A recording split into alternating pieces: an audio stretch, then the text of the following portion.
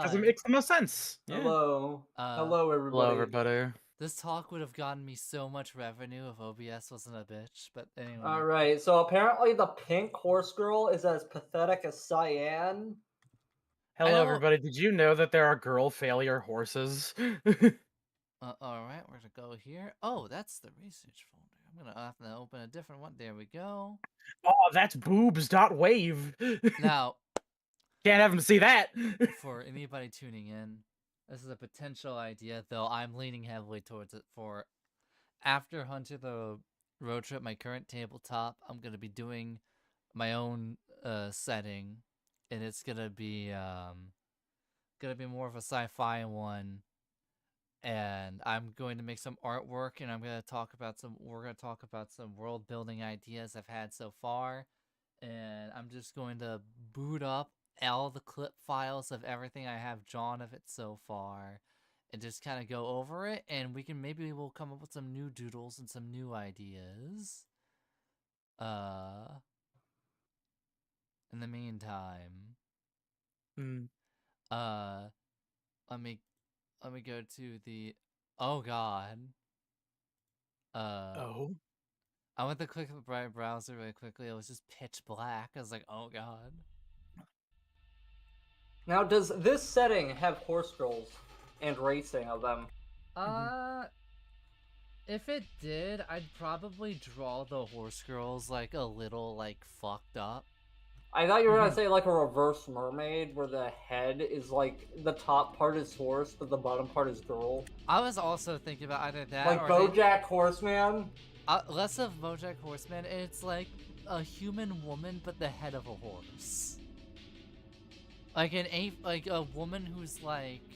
I mean, that's basically BoJack Horseman. Yeah, but she's like as tall as a horse, meaning she's super tall. Just basically making them like freaks of nature. They still are on all fours. She has an elongated spine, but she has human hands like a gorilla.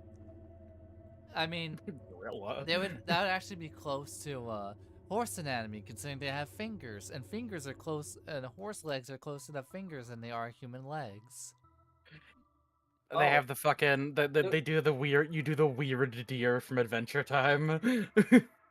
I was thinking about that one, the one that takes off the hooves like gloves. Mm-hmm. Funny, I will say, for those at home, I did have a fantasy one, but I'm leaning more towards the sci-fi. Here's the map of the fantasy one, for like reference. Oh damn!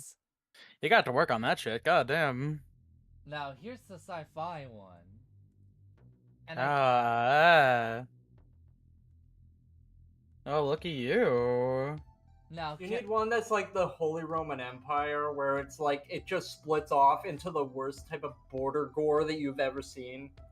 Now I will say, there is some environmental storytelling I want to talk about and the differences between the two areas. So, in the fantasy area, this is Merchant's Watch. It's like a coast area. It has a giant, like, domed, like, merchant city. It's near the volcanoes of the Hammer Mountains. How is this doing in the sci-fi setting? This is the Ashlands. That's pretty funny. It's like, funny enough, there's a bit of an irony here where this is the Crimson Forest and the Sorcerer's Sands, but in the sci-fi, it's evolved to the Badlands and the House of Entropy, which I have written quite some stuff about the House of Entropy. Now, are you taking suggestions and ideas? I am, though I will say after you tell me them, I will respond if I have a different idea in mind. Okay, feel free to take nothing I say. But could you go back to the fancy one? Yeah. So I mentioned before about how I've kind of like been interested in kind of like a Middle Eastern kind of thing. You could possibly do that as Merchant's Watch, and have like I was thinking of like whenever you said the dome, I was thinking of the Hagia Sophia, and how the Turks love well, actually probably the Byzantines, but you know, same difference in a way. How they love their domes. I was thinking that would be a mixture of both Merchant's Watch and Valley of Blades. And that's what that would be like. Yes, I have my cool name for this random area last minute. I'm kind of mad that I made it so cool. It's the Valley of Blade. And Here it's called the Pyro Coast because they've discovered a lot of flame magic people have gone here. Also, there's a floating castle called Twilight Keep. In our future timeline, it is a mysterious area. The void. Unnamed. Man, if that was drawn you know, I'm not gonna make this true. There's also, for the fantasy setting, the Warp Plains. And now it's the Coast of Sanity and the Skinlands. The putting it into, like, reference, like, terms, like, Scorn is going on. Some Scorn level shit is happening over here. AC, is it possible for me to play that character we were joking about whenever we were talking about Scorn in off stream? I'm like, I have to the make incredibly polite meat man. I would have to make him, like, far away from it, but I would have to give him the Putrid Folk stat, which is the undead stats of, he doesn't need a gas mask to breathe in the poisonous air of the Grand Industrial Union, but he gets a debuff to, like, etiquette and, like, nice talking because he's smells putrid. Oh, you take trains? We just use the skin elevator. Also, if you notice, there's a little bit of extra coastland right here. In Spires of Corruption, the ocean has gone down in some places.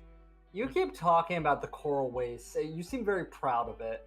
It's a place where the ocean went down, and there's weird life forms, like giant coral that can breathe in the air, mushroom tunnel sharks, all sorts of tunnel sharks. The giant enemy spider. Like, how they work is like a shark, but they go underground, they shoot up in the air to grab people and go back down. Wasn't this like the plot of Shriekers or something? Is that what it was called? The sci-fi thing? No, I think it was Shrieker. I'm gonna have to look this up. The go.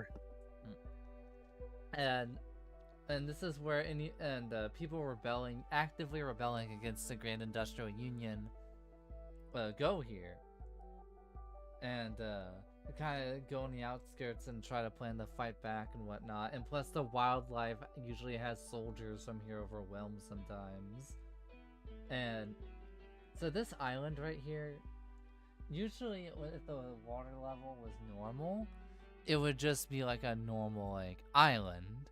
However, due to the decreased ocean levels, it looks something like this.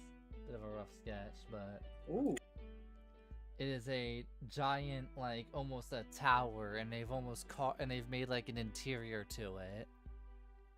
And it's a ginormous building, almost.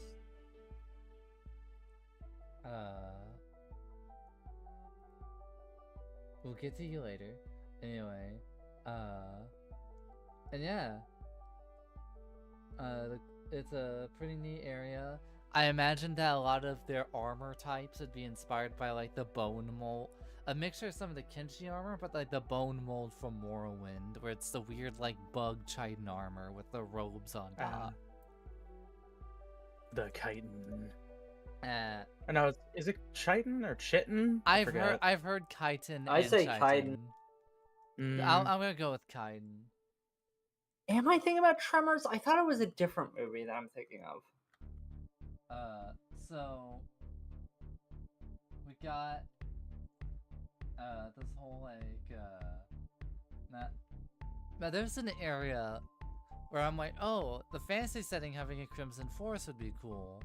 And I just thought of it like that, and then I thought about what its Spires of Corruption equivalent would be. And I made the idea like accident, and I gave it this name, and I just made it way more interesting than I thought it would.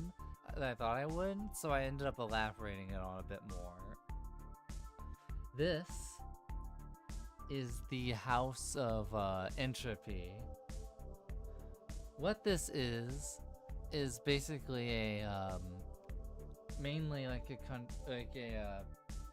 place where like full of like high level like wizards and like all of that. They don't really like care a lot for like the affairs of other like countries. They're mainly there to just gain knowledge and study.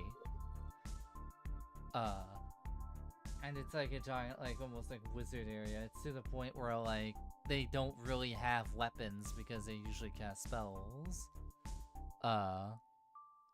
Their main capital building, which is the titled House of Entropy itself, is a floating diamond structure that goes around the continent, and this is what that looks like. Looks sick. I like it. Reminds me of close to it. You hear Mongolian throat singing, and it goes. Oh. I might have been thinking of the movie Screamers. Sorry, the movie that I was trying to think of was like on the tip of my mind. It was driving me nuts, so I kind of missed some stuff. But I believe it was Screamers. But I got most of what you said. God damn it. No, sorry, Agnes Tachyon just ate shit super hard. Also, the rulers of these countries are called Mage Lords, at least in this initial draft. Here's what they look like. They look pretty neat. And the reason why they look like they're completely orb maxing is that these are the very like top echelon. Their pursuit of knowledge has led them to shed their humanity and shit. I like the idea that their orb move, like the texture within moves like a chowder background, like a chowder texture. I imagine it's almost like a weird like almost like a star system almost kinda. And I imagine these guys like are some of the few wizards who like have unlocked flight. And what happens if I punch him in the face really hard? It's revealed to be that guy from that one Spider-Man movie. I forget his name. No, sorry, it's Jake Gyllenhaal. It's Jake Gyllenhaal under there. I like how I went for like the Raimi cut, like Spider-Man 4 Mysterio, and you went for the Mysterio who actually made it in the movie. God. I was thinking that I imagine that if the helmet cracked, like either a bunch of energy would pour out and they would explode, or like it would be a strange like liquid that would ooze out before they die. Regardless, it's not looking entirely human in there. And they've sacrificed a lot of their humanity for wizard for like their knowledge and whatnot. I imagine that these guys, they're like, what would make their morality is because of their pursuit. Like usually, sometimes they'll do good, but like I would imagine that a lot of times that they could be kind of like jackasses. Like they find a new summon spell and they summon like a guy who like kills a bunch of people, and because they're too much of bookworms to have any amount of charisma, when asked about it, they're just like, "Oops, oh well." That is the cost of knowledge, I guess. Just very much like, I don't know, very lacking in charisma and not really caring of a lot of consequences to their actions if it's in pursuit of what they do. They're dumb nerds. They're dumb nerds. And there's also the city of High Mesa. Well, the country of it. This is a city where a lot of like assassins are and whatnot, which is Black Mesa. Which is lit. This is the other place where he put his Half-Life hyperfixation. This is what an assassin from there looks like. They usually have, I appreciate the swimsuit in the background. That's it's a on the front it's a swimsuit magazine. On the inside there's spell scrolls concealed within the pages. I thought you were gonna say there was like that G5 2600 concealed. Damn, can't believe I gotta collect right behind pages. the magazine. I imagine that this is like they're like a sniper rifle or a burst fire long range rifle. AC, what is the tech level we're going with in this setting? Like you said, it was like cyberpunk modern. Is it like Ghost in the Shell kind With of less brain hacking, or is there brain hacking? It's like Ghost in the Shell with a little less brain hacking.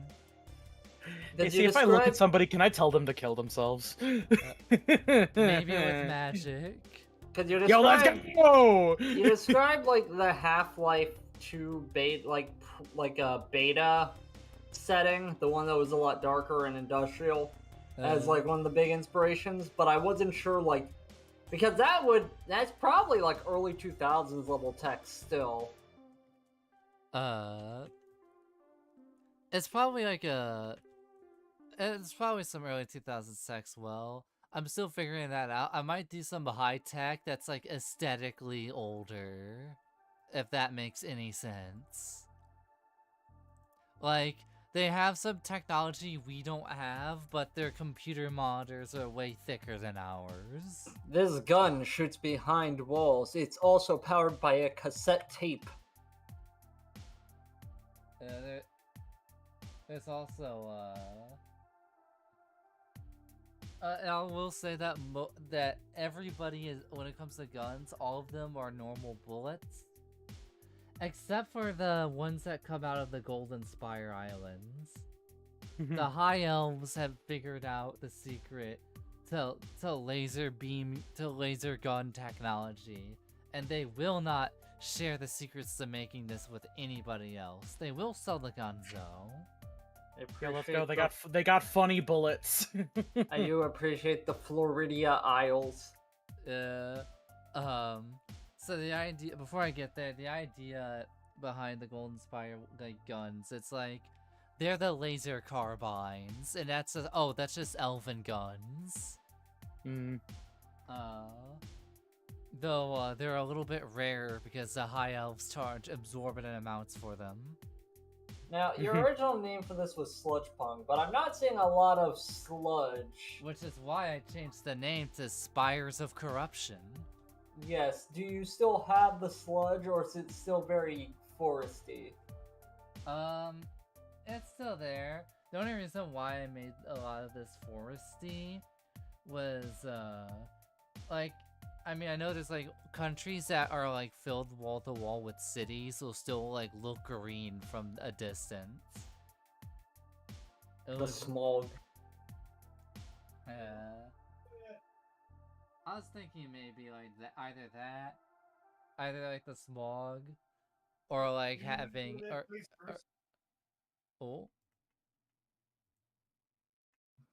go. You get to, oh, okay. Or go and No.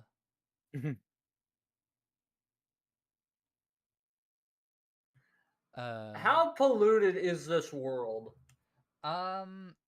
It depends on where you go.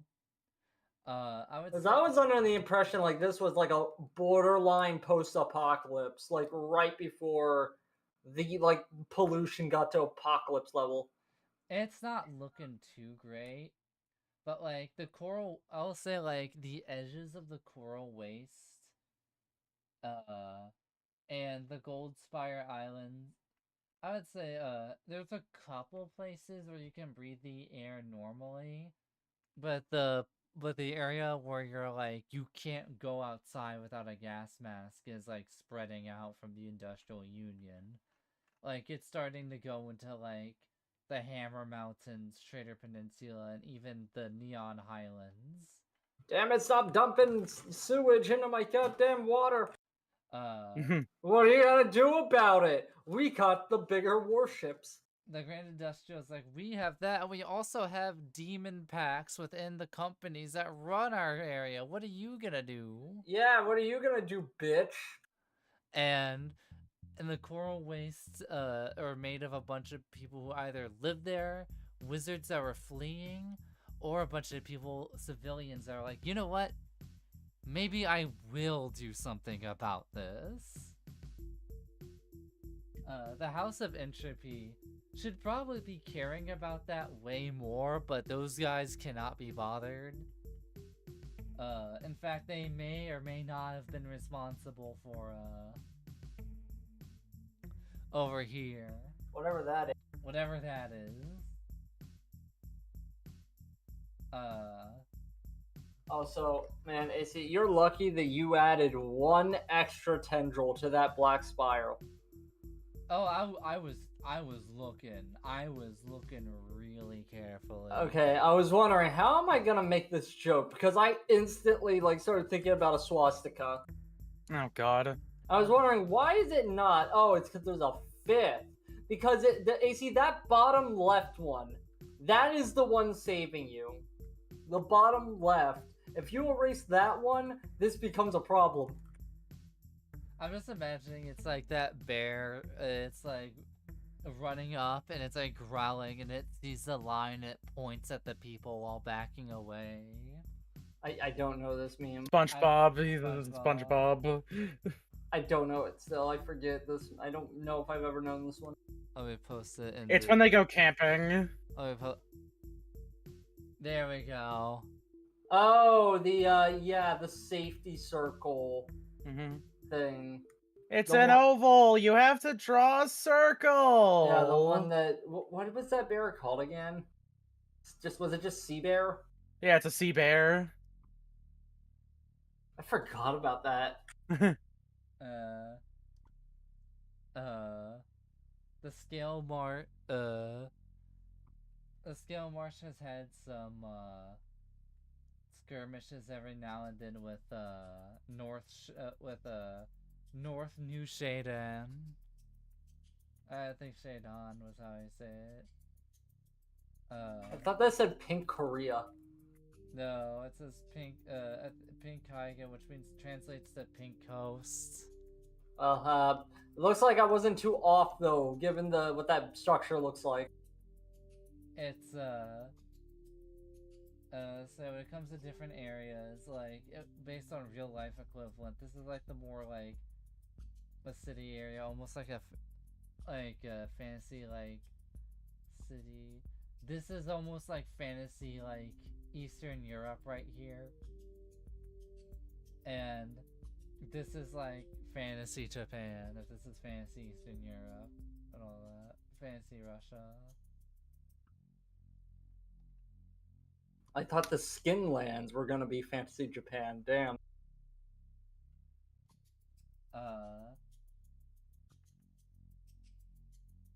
Also, there's a bunch. And we got the Floridian Isles. I drew this like this on accident, and I thought about it. I just leaned in and I named it the Floridian Isles. I'm just imagining they're like, okay, so the Team 4-Star, Dragon Ball Z Bridge, I Can See the Future guys. I'm just imagining it's a bunch of alligator people that scream everything like that. Just absolute nut jobs.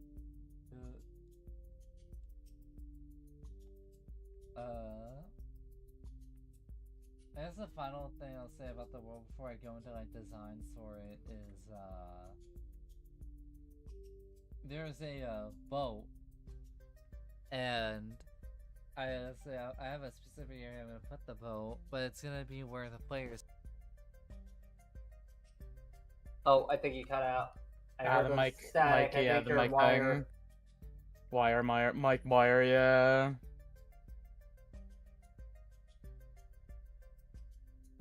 Oh, I heard you briefly. We're back. Okay, we're back. You're back. You're good. Awful, evil. So like, yeah, the idea is that like there'll be a boat, and it would be the one you guys start on, and it's called the most I'll say about it is it's like called the Dream Stride. Is the name of the boat, and Oh, I forgot I was on push start. Now, what does this boat look like? Is it old-timey? Is it modern? Is it like a cargo ship? Is it a cruiser? It's almost like a cargo boat, but it's super large. Like, you imagine that it would carry people, but mostly like almost like some shipping containers on it. I like to think that the Grand Industrial Union wants to call the Gulf of the Living Force the Gulf of the Grand Industrial Union.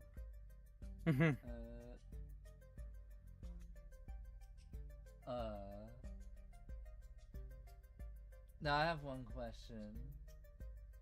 On this area, can you guess which has the highest dwarf population? I can take a guess. Yeah. What are the races we're dealing with here? What are our Tolkien-esque and maybe other fantasy-esque characters, or not characters, but like races? Where are they? Dwarves and the what I call the elf trinity. All right. Which is high elves, wood elves, dark elves. Oh, all those things that you can't run in Shadowrun, the system you want to use. Yep. Yes. I also wanted, I think the races I wanted, let me go look at the, let me go look at the actual Google Doc. Lizard folk. In fact, I have a whole area called the Scale Marsh.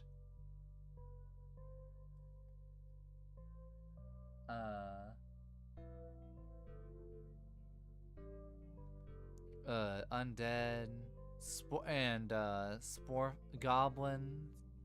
Wait, where? I can't. Wait, I don't think I can see your mouse. No, it's on a Google Doc. Oh, okay. The races were like that I wanted originally was like human, dwarf, elf, orc. Oh, the 3 elf types. Human, dwarf, wood elf, high elf, dark elf. Elf 1, Orc. Elf 2, Elf 3, Special Elf, Elf 4, Goblin, lizard folk, Elf 5. undead, and spore folk, which are mushroom people. There's also the Fun Dead. And what other races do I that was the only real races I thought of initially. I was thinking of maybe also having like different one, like at most maybe like a like beastmen, which would be more like the lion people, or like the Does tiger it have? people. Does this have kobolds? I don't see why they wouldn't fit.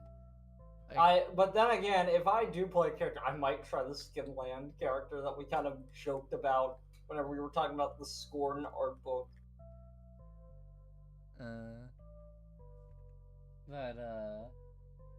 Also, here's the main Capitol building of the Great Industrial Union, which is one of the titular Spires of Corruption.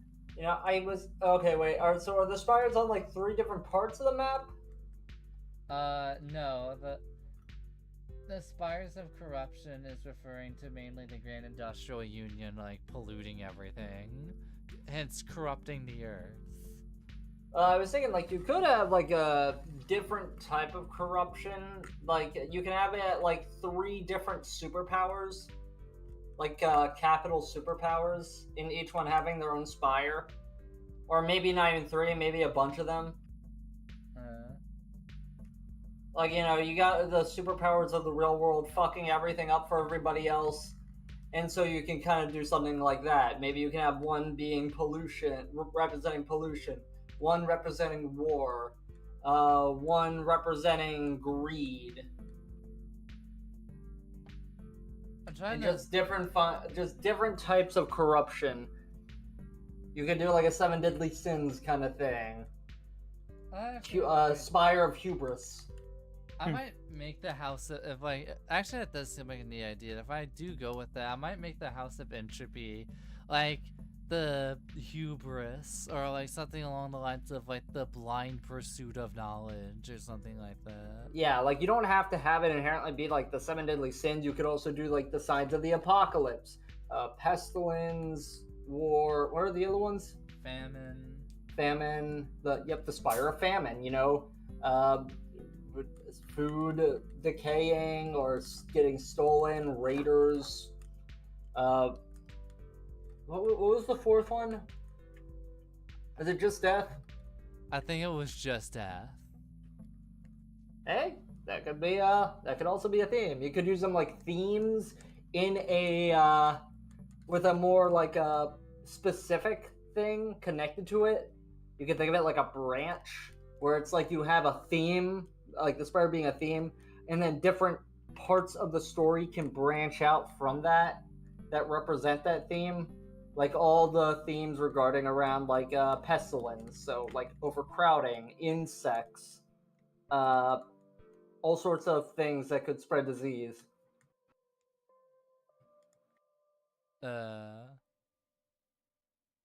You can have that maybe like a limited amount of superpowers, like the China, Russia, America of the setting, or you could have it be each country, each border has their own spire.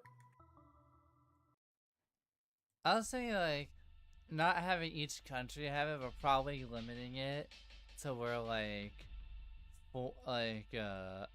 probably like 4 expires at most. You can have 4. Normally the 3 is what most people go for, but there's nothing stopping you from having 5, 6, 7. I'll say either 3 or 4 if we do go for the multiple ones. Though I will say no matter what happens, something I would like to have is at least taking down the helping and dealing with the Grand Industrial Union. One of the things that I find lame about Lord of the Rings? You basically only see one ring. Oh yeah, there's all those other ones. Yeah, there's like 12 or something. But yeah, so that's my thinking of perhaps have more than one Spire of Corruption. Yeah. Especially because I think it's called Spires of Corruption, isn't it? Yeah, it's called Spires of Corruption. The original idea was like there would be the refineries and factories. But I think now that I'm thinking about it, I think an idea to go for would be like dealing with the House of Entropy and the messes they've created like this in their pursuit of knowledge. The Grand Industrial Union in their pursuit of like power and resources.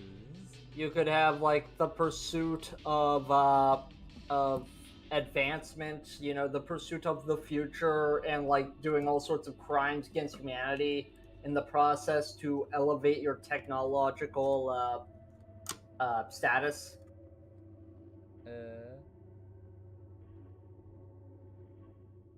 Guess that could work.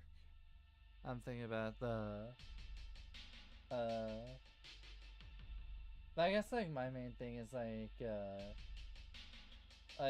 don't want to go through every single country because I don't want this to take 5 years. What is the vibe of like the people?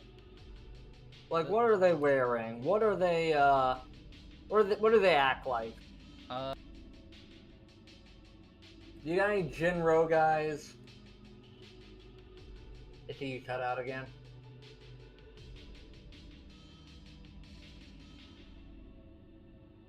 Oh, we're starting to get it back. Oh, I didn't even touch the damn thing that time. We're good. We're good. All right. So, do we got any Jinro guys? With their gas mask armor. Do you got any tradition? What? Okay. Do you got any? Is there anybody that's just wearing normal clothes? So you just said the Grand Industrial Union is like the sludgy area, or is everybody everywhere else? That's the pollution area. Everyone's wearing the gas mask and all that because that's the big city. Now, is anybody else like? Are they just normal fantasy but with a modern twist? The Trader Peninsula, Hammer Mountains, and Neon Highlands are just now starting to have to wear them. Like, it's just recent. The pollution has just recently spread to the neighboring countries. But what are they, or what is their like daily life like? Is it traditional fantasy? Are they technologically advanced? Are they like modern tech? Do they have cars? Are they still using horses? Oh, cut out again. Battery's just thinking. Oh no, did he like flat out say? Oh, Oh, you no, found the problem. Oh no, I found the problem. Oh no!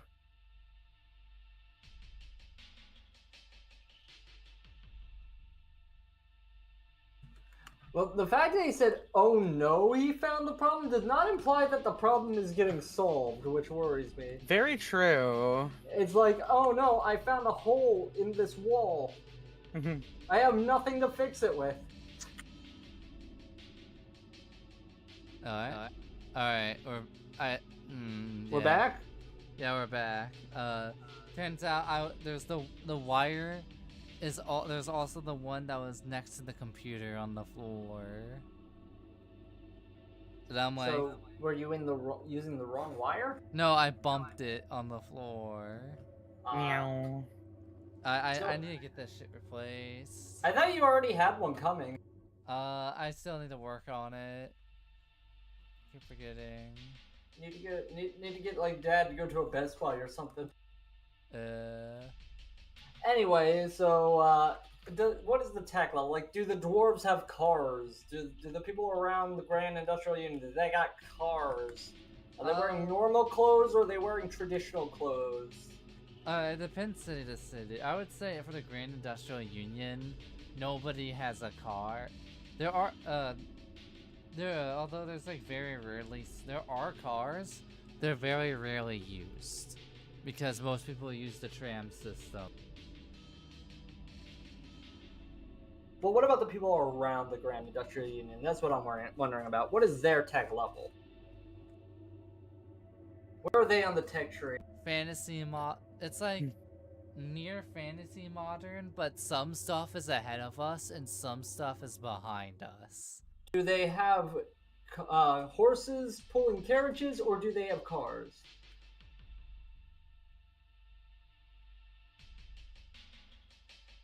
You see? Oh, wait, no, I'm. Oh, we're good? No, we're good? no, Huh? we're good. We're good. It sounds now. like we're good. Yeah. Every time I ask this question, he cuts out. Yeah, I was just far away from the mic. Oh. Yes, do they have cars or horse-drawn carriages around the Grand Industrial Union? Oh, Grand Industrial Union? Oh, no. No, around it. The other countries bordering it. Although cars are a thing in the countries around it, some countries will use like weird, fucked up fantasy creatures on carriage because they go way faster. You see, the dwarves have a rich history of being slug riders. You wouldn't have thought it, but yes, they are slug riders. I imagine that the Trader Peninsula, like the goblins down there, have like some weird slugs. That'd be cool for the lizard people to be riding slug creatures. Actually, the scale. Actually, you know what? That's the scale marsh transportation. This is our noble steeds, the big sluggy. The Trader Peninsula, they're goblins, so like a lot of they have like more muscle cars and all that. Like the kind of vehicles where you can like see the engine sticking out. Whenever you describe them as having muscle cars, I'm just thinking of like they're wearing like bling, got tattoos, got bandana headwear, and sunglasses. They're selling stuff out of the back of the truck. Although we're black coating the goblins. Oh no. The Golden Spires way of transportation will be, they have flight through like riding like griffins still, and they have teleportation across the Golden Spires. I like to think that they give off the vibe of being aliens. I don't know if they're normal elves or if they're like secluded. They're secluded because in my setting, so like you know how humans evolved, right? Wood elves in this setting, wood elves and dark elves are evolutions of the original elf type. High elves are basically like barely changed, if at all. So they pride themselves as the original elves, the true ones. So they're extra snobby about it. AC, I just had a thought. This might not apply, but it just had this thought of, okay, you have the high elves eventually, basically evolving as gated community wasps, and then the dark elves are the Hicks. They all have cowboy hats and say yeehaw. Not saying dark elves wouldn't be like that, but I could see high elves being more like the snobby, gated country. Oh, don't go to the dark ones. I don't like their kind here. That's the high elves, and the dark elves are like different depending on what country they're in. I need to get like an image of Holden Blood Feast with pointy ears. Like, dark elves, also fun fact about the setting, dark elves have the largest ears because, you know, being underground a lot of times and being in darker areas means that their ears have to be used more. You gotta hear shit more. Yeah. So, dark elves have the largest ears. They're drinking moonshine down there. They live underground. They're in all sorts of different countries. And where they are really depends on what accent they speak. Like, they'll take the accent wherever they're at. Like, the dark elves that are, like, in the House of Entropy speak like the rest of the fucking nerds over there. The ones in High Mesa might speak with, like, a neutral, almost Midwestern kind of thing. What is Grimmerheimer? It's. I thought I was reading that wrong, but no, it's like Grimmerheimer. Ain't that the motherfucker from Arcane? Is it? There's a guy named Heimerdinger from League of Legends. If you think my ass is familiar with any of that, think again. I like Malzahar. Hey, you know, the first couple. Hey, that first season of Arcane's pretty good. I like Malzahar. He threw spiders at people whenever I briefly played League of Legends.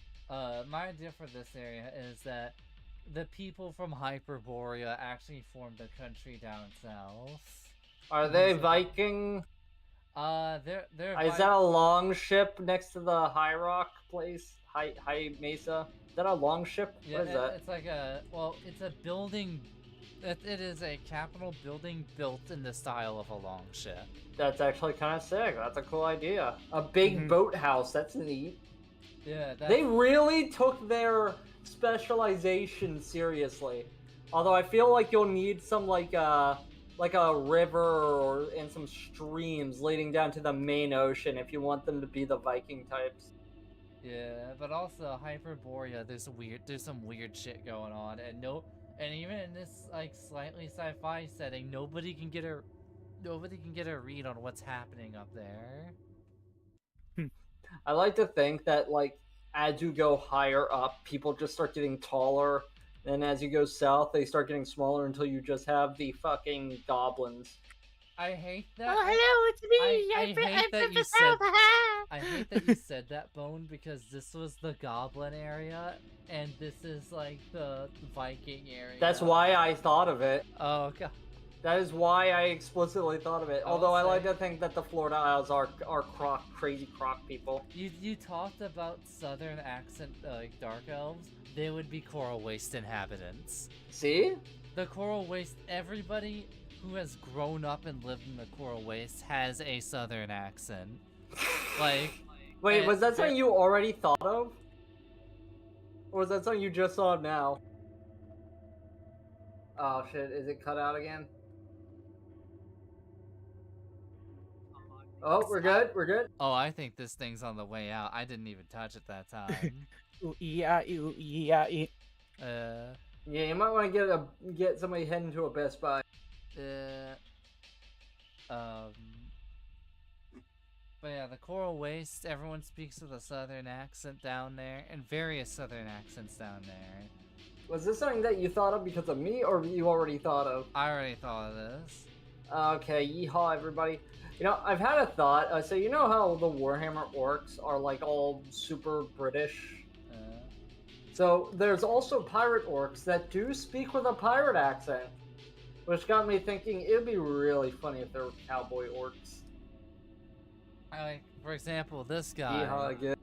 From the coral, he's like a Coral Waste inhabitant. He hunts like tunnel sharks, and he rides on his weird creature. And like an example would be like this guy in particular may speak like Boomhauer, underneath Yeah, like baby, dangle tunnel sharks, and they be tunneling me. Mm. And I've been trying to hunt them, dangle slippery little bastards. Yo, are those the fucking little droids from Star Wars, but they gave him a body and stuff? Oh, look at him. That's I'm a trying to think helmet. of what That's supposed droid. to be a super long That's helmet. a great design for a helmet, though, for real, dude. Yeah, thank you. It was inspired by I think a mix of kimchi and some bone mold armor from Morrowind. But yeah, this is their helmet. You see, he No, it's also not- he can take it off and then fling it like a frisbee to cut people, like Liu Kang. I think Liu Kang. See, we need more Gonk droid style helmets, actually. Just a Uh, little box with a slot. I'm just imagining like you guys encounter a guy like this or this guy, and he's like you encounter this mysterious individual, and you hear them muffled in the voice, and they're very quiet. You gotta reach towards the fish, and Dingle, don't be touching my Dingle food. To tell you what, underneath like the helmet. He's got like he's like chewing on a piece of wheat. You can't see anything. You can't see his face underneath the helmet, so it's like I somehow find that Dark Souls muffle helmet filter, and you're just hearing like the dingle. Don't touch that dingle, like the tunnel shark. That's my. Ah. They get their cigars and their drugs from the Floridia Isles. I imagine. It's also slightly Cuban. I imagine that the coral waste has led to some really weird shit growing. Like some weird, strange, deep sea drugs that no human could even think of touching on Earth. So they've got Look at this fantastic aquatic wasteland. I wonder what's brewing in here. Seathus Scaleless! No. You'd be surprised how good the goop fish can be made into a powder. Yeah, you see, we harvest the grunk fishes for their flangoids. They give us power. Yeah, whenever you dry out the grook, then you have to harden the grook. You then chop it up into a fine powder.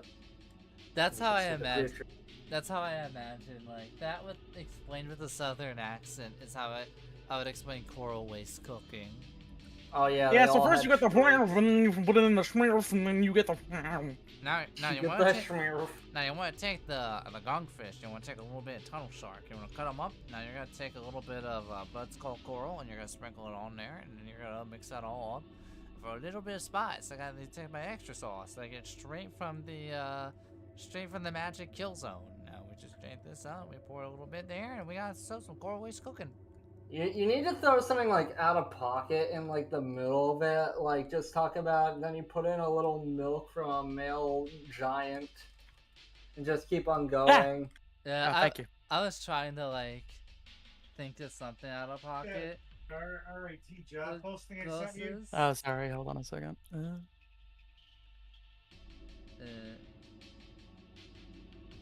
What closest to that was the blood skull coral. Okay, I'm back now. Apologies.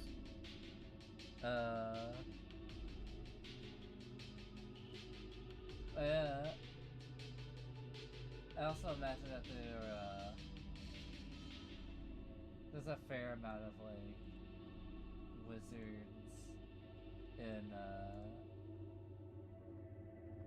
inside of like the coral waste.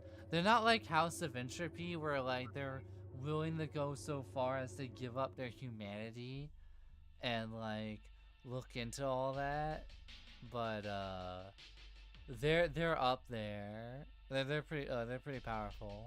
AC, can I get you to read something? So, are you familiar with Grom the Paunch from the Warhammer Total War game? I don't think I am. Alright, Grom the Paunch is like a large, fat-ass fucking goblin that's like the size of an orc. And he has a whole mechanic in that game about like making recipes by doing quests to get the ingredients. Could you read the what this says? Starting from the top. Before I do, let me get my bone mold. Let me get Kirk died. There we go. Get a little doodle out real quick.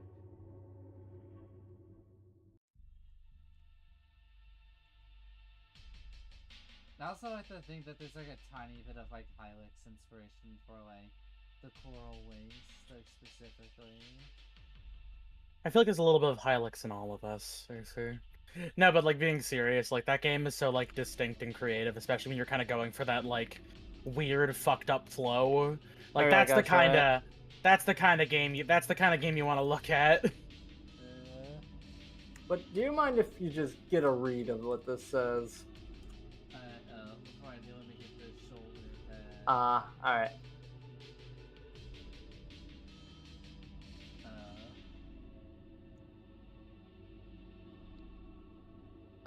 Milk.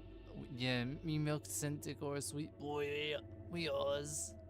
Do you know what a Centaur is? What? This. Oh. You milked a sweet boy. That Centaur was.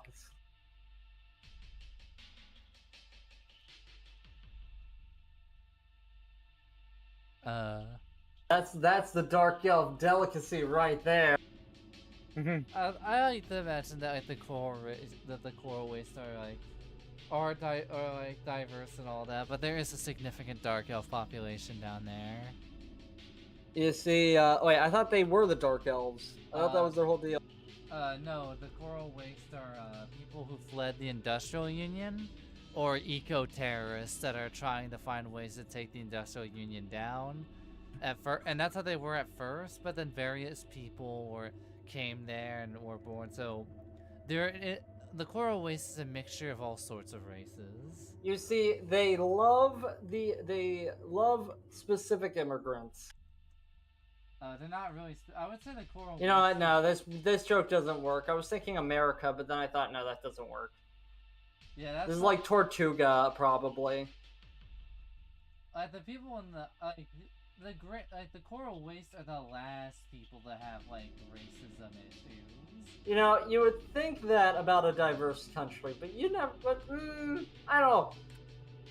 I feel like people would bring their issues with them. Listen, they are not on the high elf level of My favorite thing to bring to a new country is generational trauma, actually. Like, if they're fleeing a country, that doesn't mean they aren't still racist.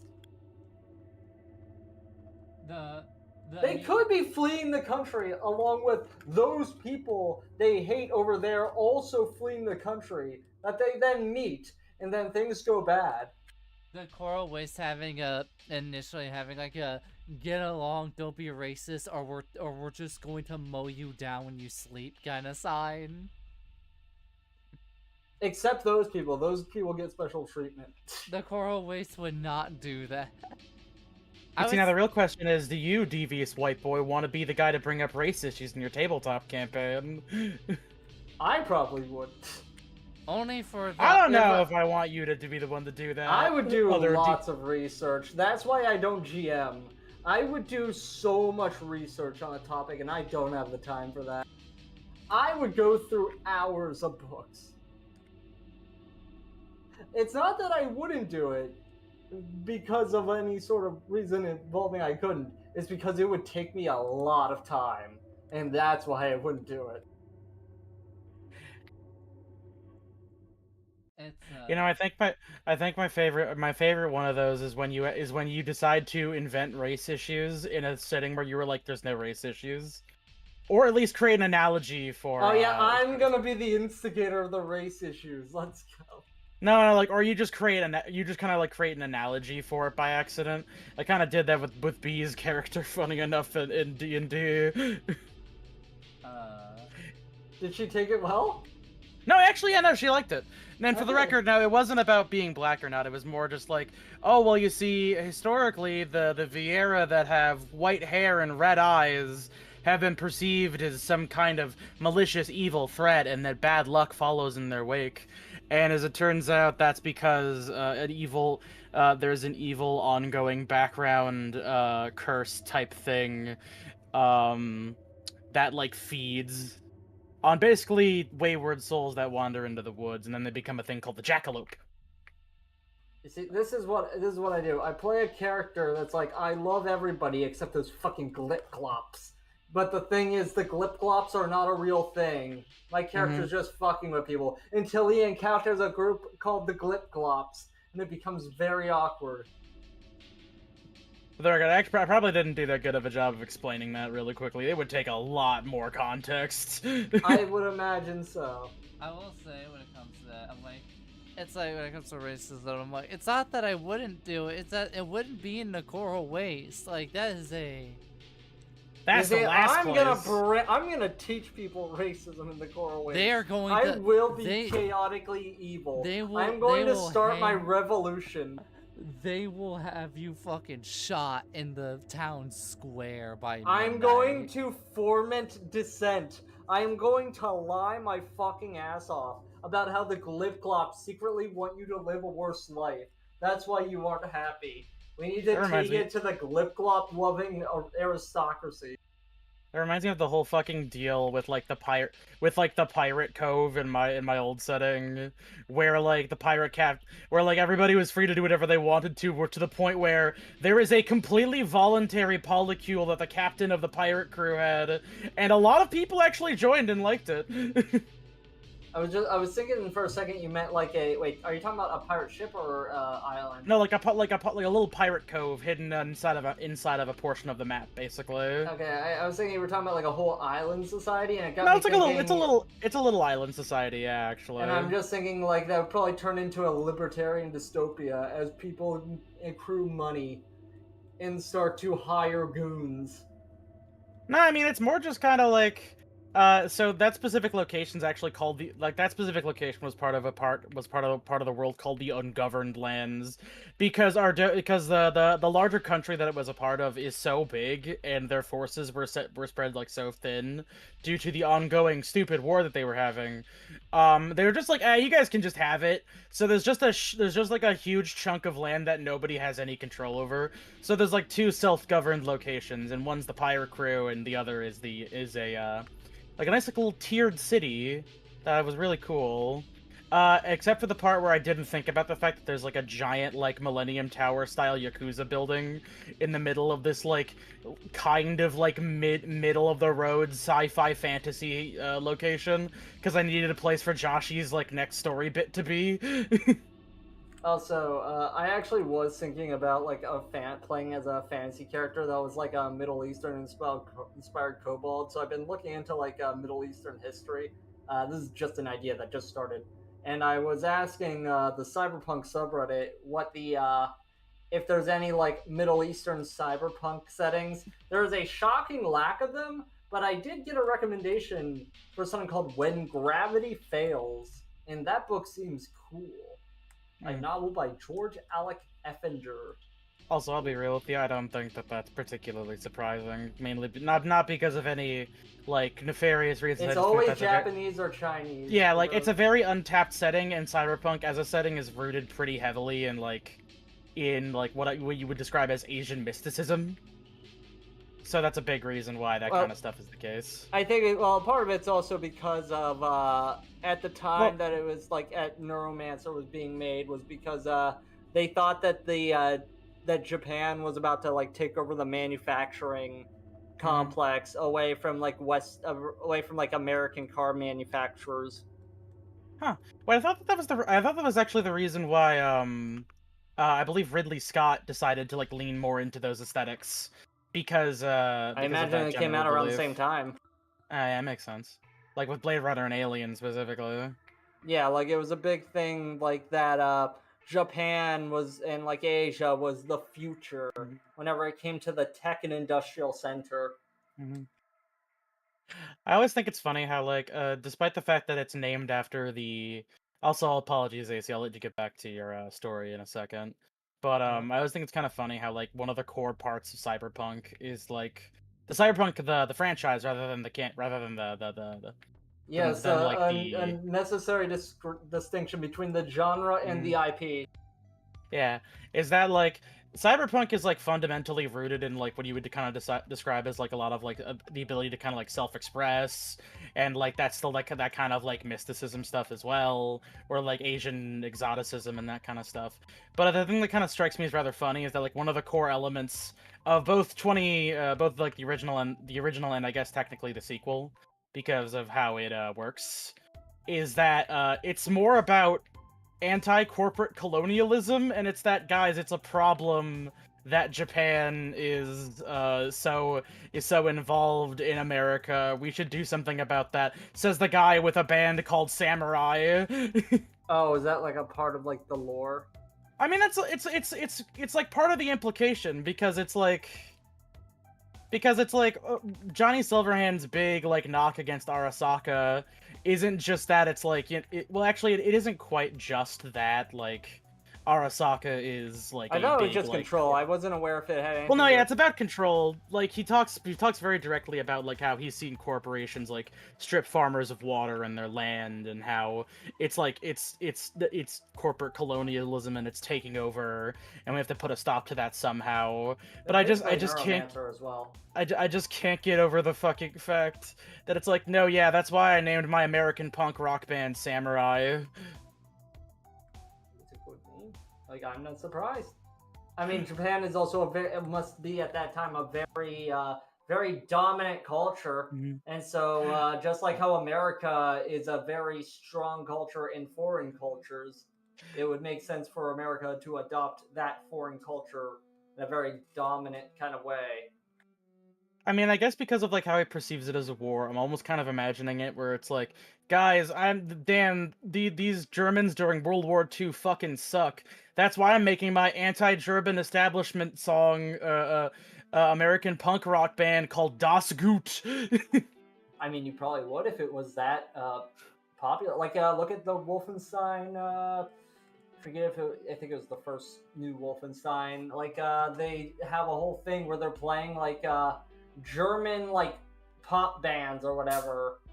But Well, yeah, I think because they're, it's like it's parodies or something. well, but yeah, like, it's an old history where Germany won, so like a lot of popular rock, like a lot of pop music or a lot of popular music, yeah, and, is instead replaced by German bands or people performing them in German. So, and it would make sense even if Germany wasn't like controlling America in that setting.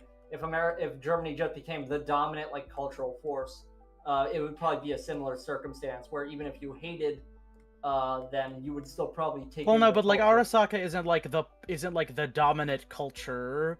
It's just a prominent one because they currently have control over Night City, or like financial control over Night City. There could be like a little irony intended in it, you know. No, yeah, like that's the thing, and that's why I kind of find it funny. It's ironic.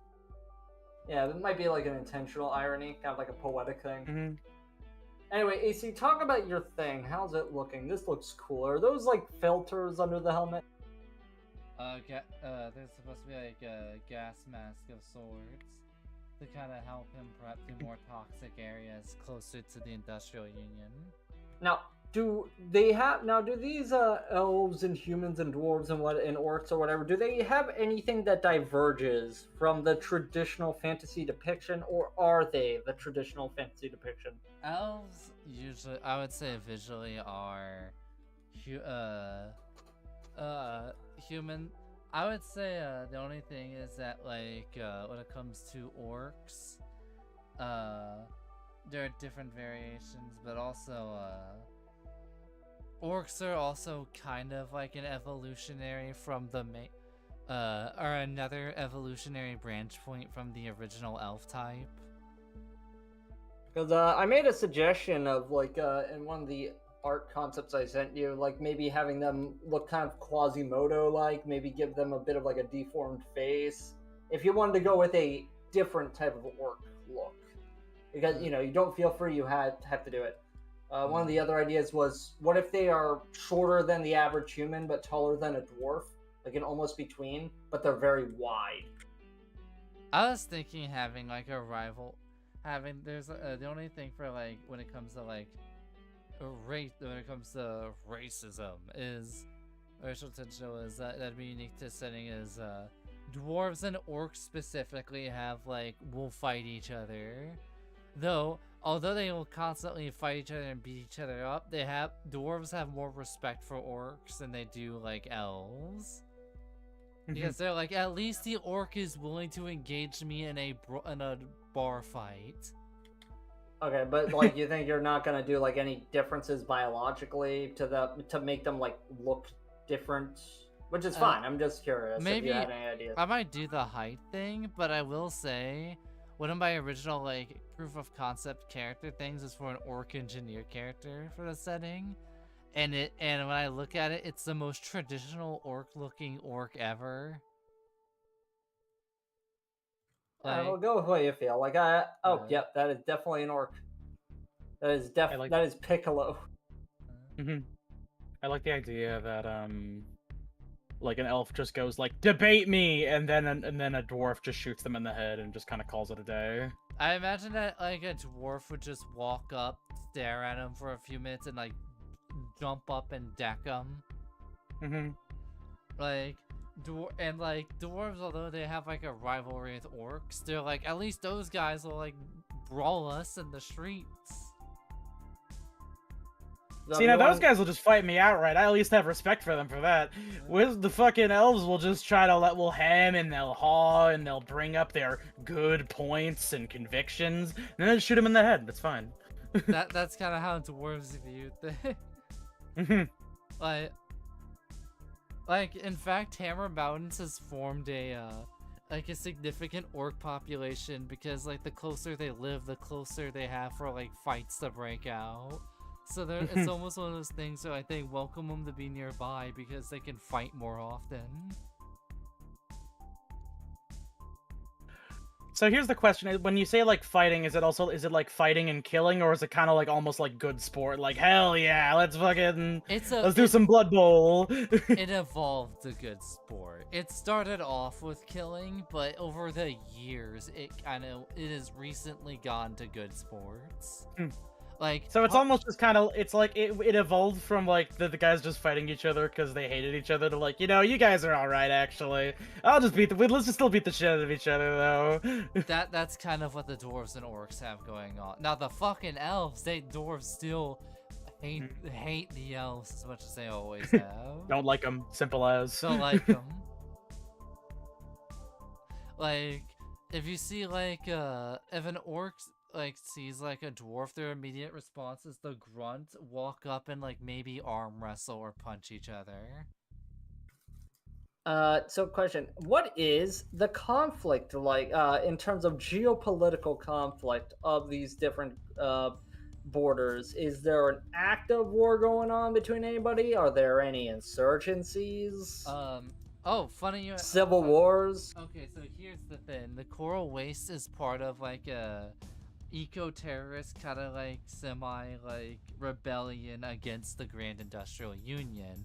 Before you go further, what is the white around it? Is that just sand? Is that the white? Like around sand. like where the Tex coral wastes are? What is that white stuff? Okay, that's just sand. All right, keep on going. That's where the water levels were lowered. All right, keep on going. So, how it works is so basically you got like the Grand Industrial Union, because they're corrupting the planet, you know, polluting and all that. Some civilians have branched out and be like, you know what, fuck this, and they have started to protest and even fight against them, and they even form a bit of a rebellion. However, a lot of these rebels have had to flee to the Coral Waste alongside anybody with magical abilities that didn't want their magic to be used in their services, the service of that government. So the Coral Waste military is basically like, it was like they are towns that formed, but their military was formed off of a rebellion against the Grand Industrial Union. Before you continue, do these guys have a look about them? Do they look like communist guerrillas? Do they have maybe a Middle Eastern look to them? A Viking look? Pirate? It kind of, although it kind of varies. Do they look like normal dudes? It varies where they're at. Like, the ones closer to the Industrial Union almost have, like, an insurgency, like, ragtag, like, military look almost, where those deep inside the Coral Waste, you know, don't look too different from this. I forget, is this the Coral Waste right here? Yeah, this illustration is a sketch of the Coral Waste. So, are the Dark Elves the natives of the Coral Wastes? Nobody's a native. The native would be all the wildlife. Okay, where are the Dark Elves from? Those, the Golden Place, initially? No, the Dark Elves were from, the southwestern part of the Grand Industrial Union originally. But, they had tunneled underground after the city, and after they dug deeper into the city to get ore, there were some skirmishes with the Dark Elves and the Union. And some of them have just tunneled out to the Coral Waste, and that's how that started. Oh, they're tunneler. Wait, are they tunnelers? They like to build underground, like, societies. What's that one game that was like Arx Fatalis? That's what I was thinking of. It got me thinking of Arx Fatalis. Have you heard of that? I haven't. I need to play the rest of it. Wait, That's such oh, a you cool have fucking it? game. I wish it didn't. I wish the fucking like spell system didn't play like ass cheeks. I saw the Mandalore video on it. Like the concept of the underground fantasy setting is really cool. I imagine, although, like, because of the Coral Waste and they're a little bit more like a helping part of, like, the rebellion, they come up on the surface in the Coral Waste more often. Like, it's one of the places where if you see, like, a Dark Elf on the surface, you're most likely to see it at the Coral Waste. Either that... Okay, so are the Dark Elves basically only in the Coral Waste? I forget if you said this. They're underground, and they're mainly in the bits of the Grand Industrial Union and the Coral Waste. However, there are some in the New Shadan area, which is both north and south. But those ones are mostly underground. Alright, because I wasn't sure like what the diaspora was looking like here. The refugee immigrant types. There's so much variation with this area. Now, was that long ago, or was that recent? They've started to become a diaspora. A diaspora? Like refugee immigrants fleeing, looking for a better life. They still live underground. The only ones that flee are the ones that are fleeing from the Grand Industrial Union for it being a polluted hellscape and them digging underground. Yeah, so like at what point, like how many years ago did they start moving to the Coral Waste? Is this a multi-generation down thing? This is a multi-generation. Like the Coral Waste has been able to build like towns and stuff, and in fact the giant capital island that has been made into like a giant like base or tower was also helped constructed by a lot of Dark Elves who knew how to construct stuff underground. Now, what's stopping the Coral Waste from being invaded? The wildlife. Can the wildlife kill a tank? Some of it can.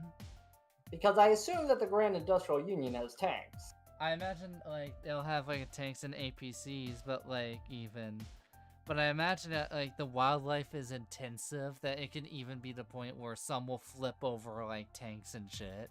Alright, so you can have, like, beak things from Kenshi chasing down the tanks. Yeah, and, like, I'm imagining, like, some weird, some, like, APC full of, like, armed Grand Industrial Union soldiers, and a tendril shoots out of the sand and knocks the vehicle over, and they're just getting jumped by, like, tunnel sharks and all sorts of various weird creatures. There's something so funny to me about the term tunnel shark, and I think it comes from me hearing rats be called land piranhas. Tunnel sharks rule. We're the tunnel sharks. That's us. And we rule.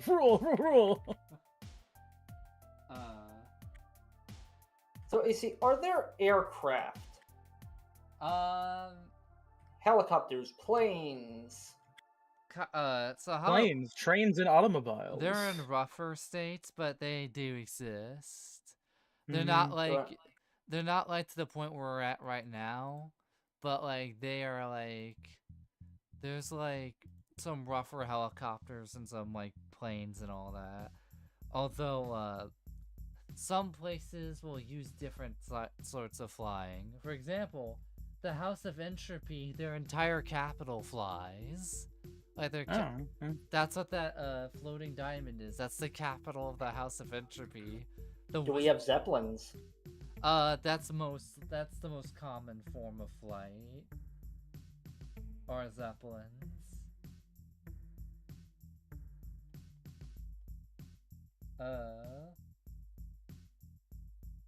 Now I'm curious, AC, if you can answer this, because I have an answer for you, but I'm curious. What is stopping people from shooting the Zeppelins in the sky? Assuming they're even used for war.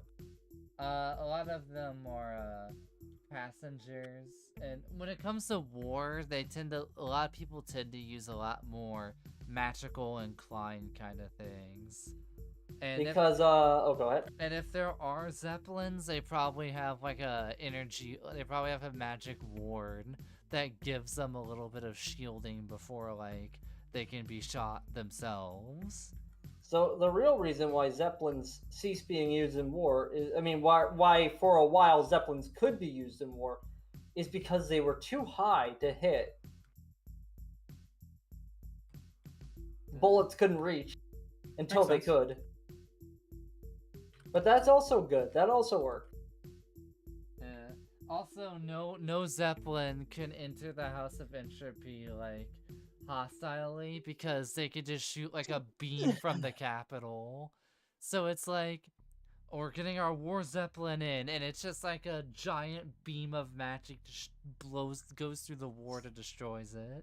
Like whenever you go outside the map on that one Halo 3 sand map and you just get lasered by a tower.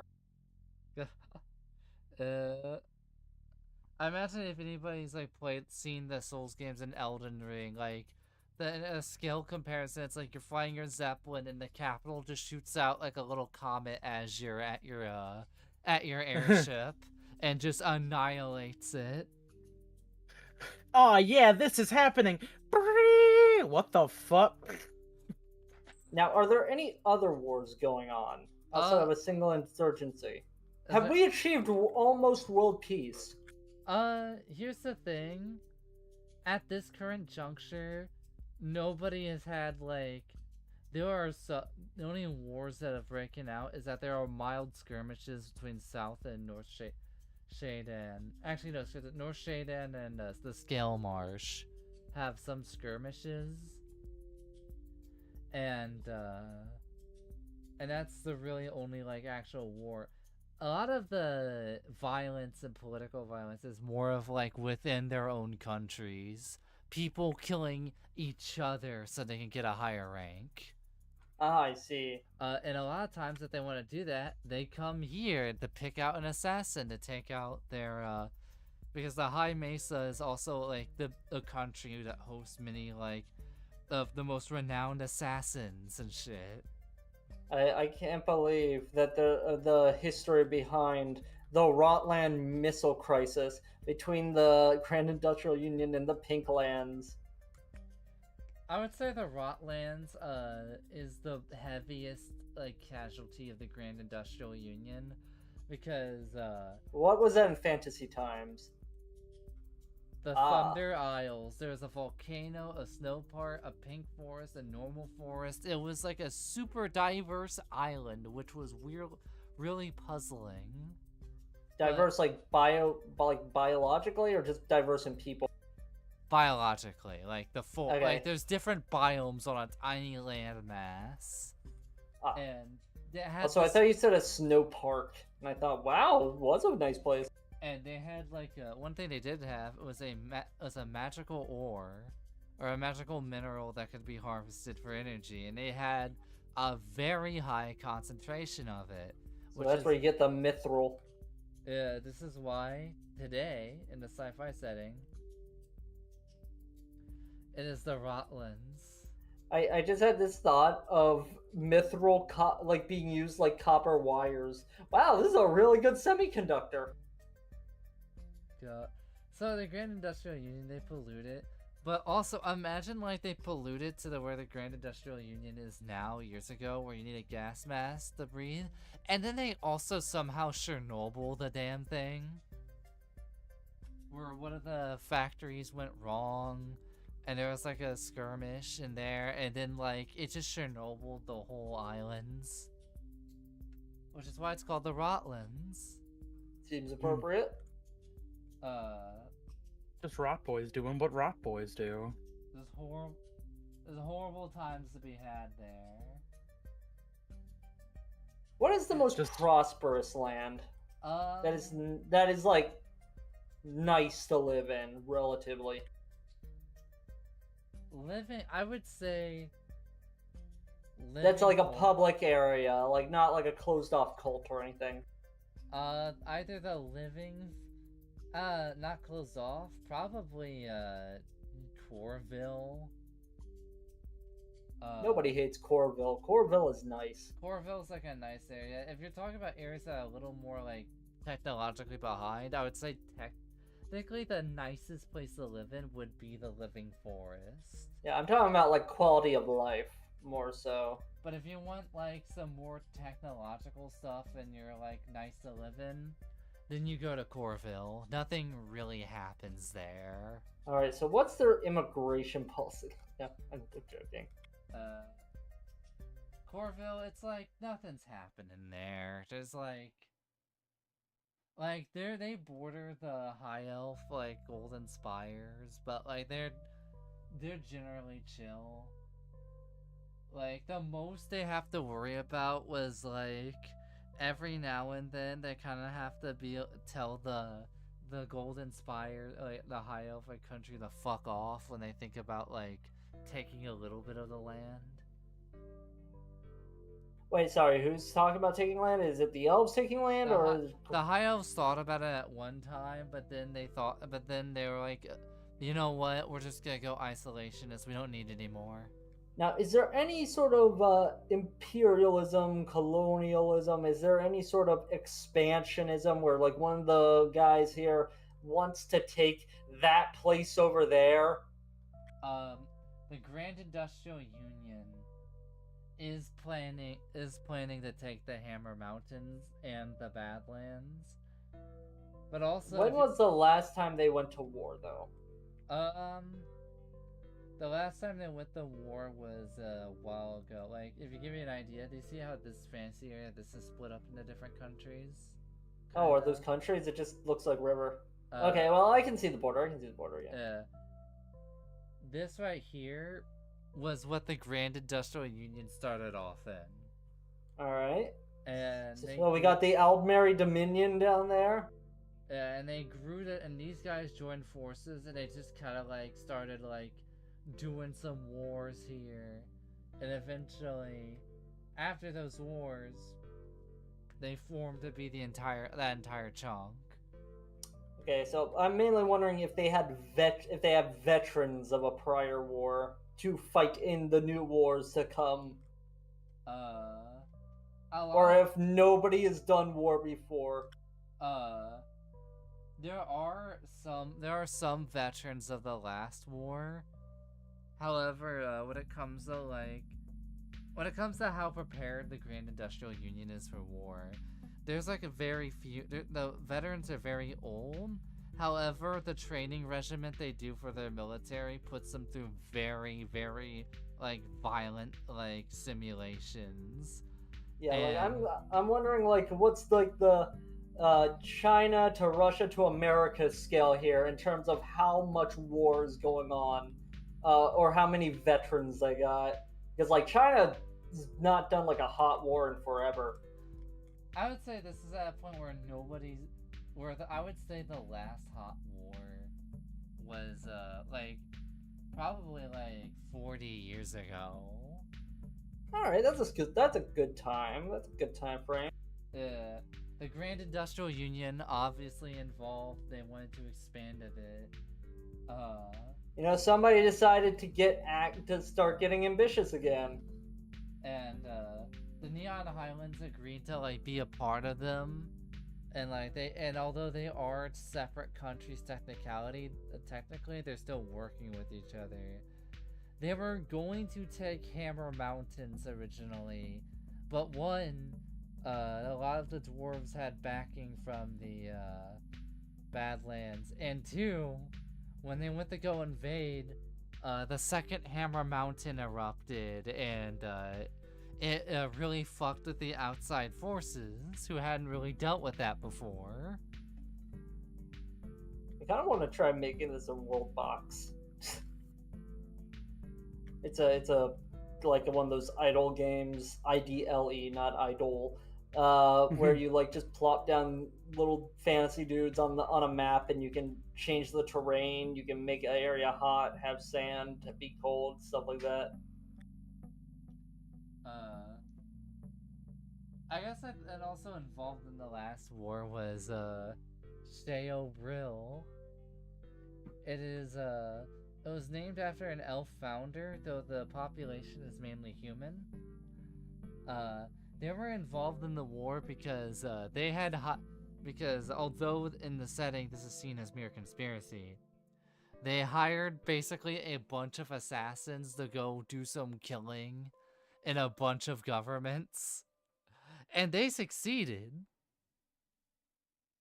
Like Good for them. Like Sheo Brill managed to destabilize a fair amount of places. And the Grand Industrial Union even got hit a little bit. In fact, Now, go ahead. I would say the only country that had completely failed was the Fang Coast. And that was because they realized that the entire capital is completely underground at the Fang Coast. Huh. So, question. You said the guys like south of... I got my headset. Give me a second.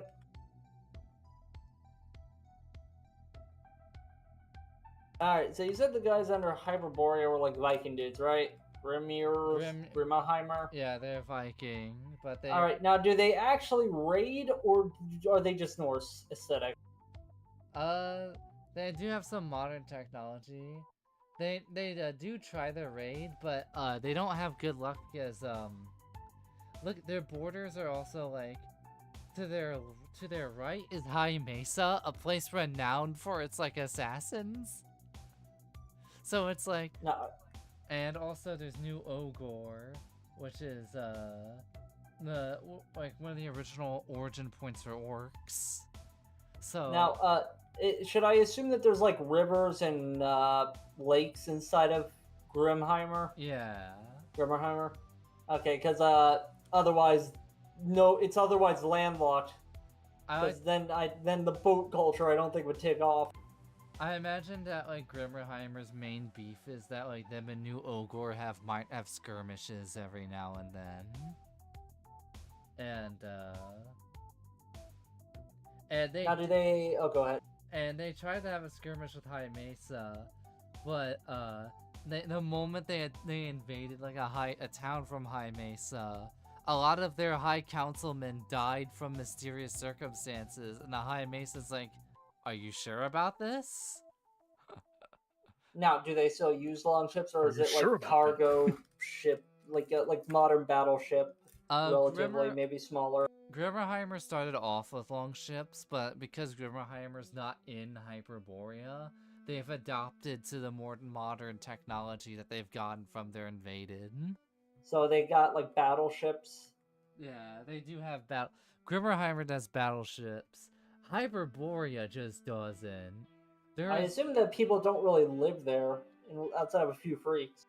There are freaks that live there, and there are people that live there, but the circumstances are mysterious. There is weird magic shit from there. There are rumors of a god running around up there. Yeah, that's where the Cthulhus are. Hyperborea, that's where all the weird shit's happening, and everybody's too scared to go up there. They have mapped out more of the ocean than of Hyperborea.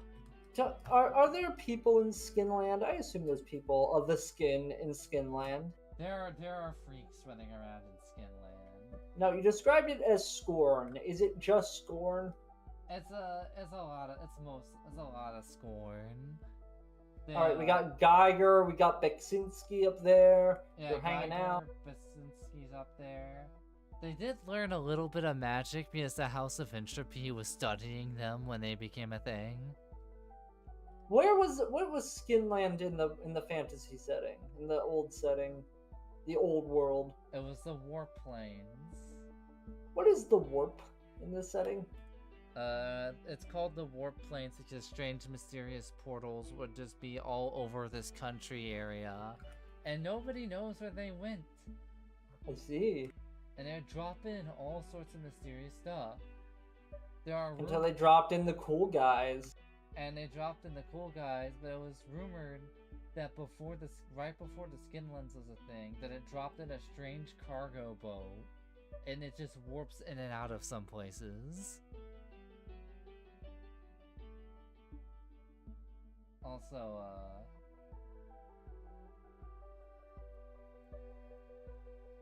What is that, fiery lava looking thing next to the Pink Kingdom?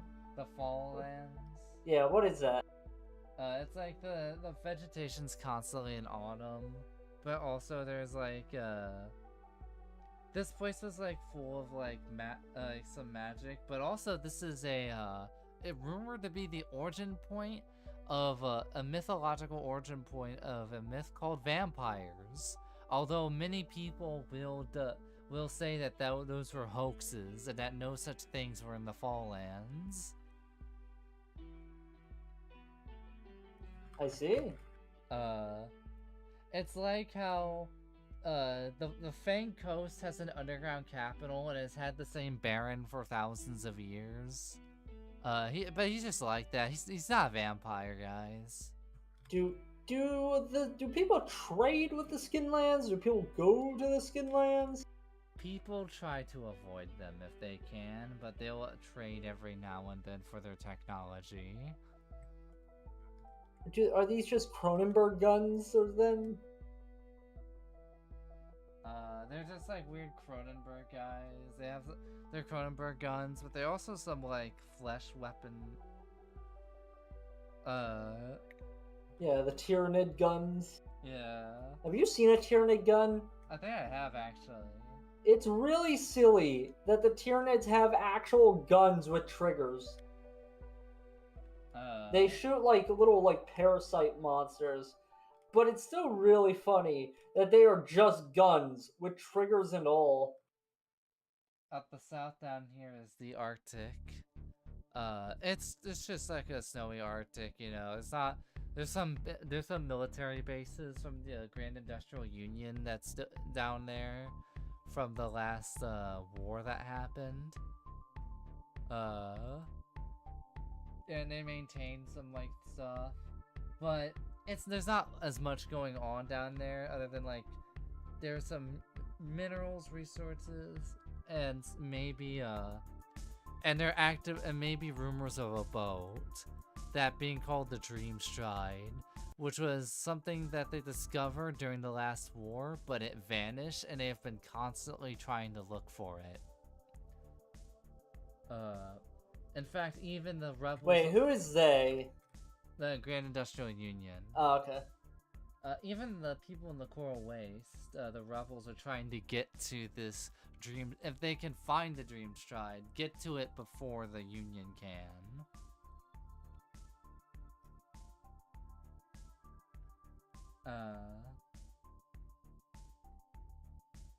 Did you actually... You played Tenchi, right? Yeah, I actually did play a bit of it. Yeah, how far did you get in it? I saw bits of the map. I haven't gotten too far though. Cause there's like a polluted ashland kind of thing where only the robots live, and I was wondering if that might have been an inspiration for these ashlands. That's a bit of some of the Badlands, but the Ashlands is a little bit of that, but mostly, once again, it's another place partially inspired by Morrowind, where it's the bits of like the colonies around the giant volcano, and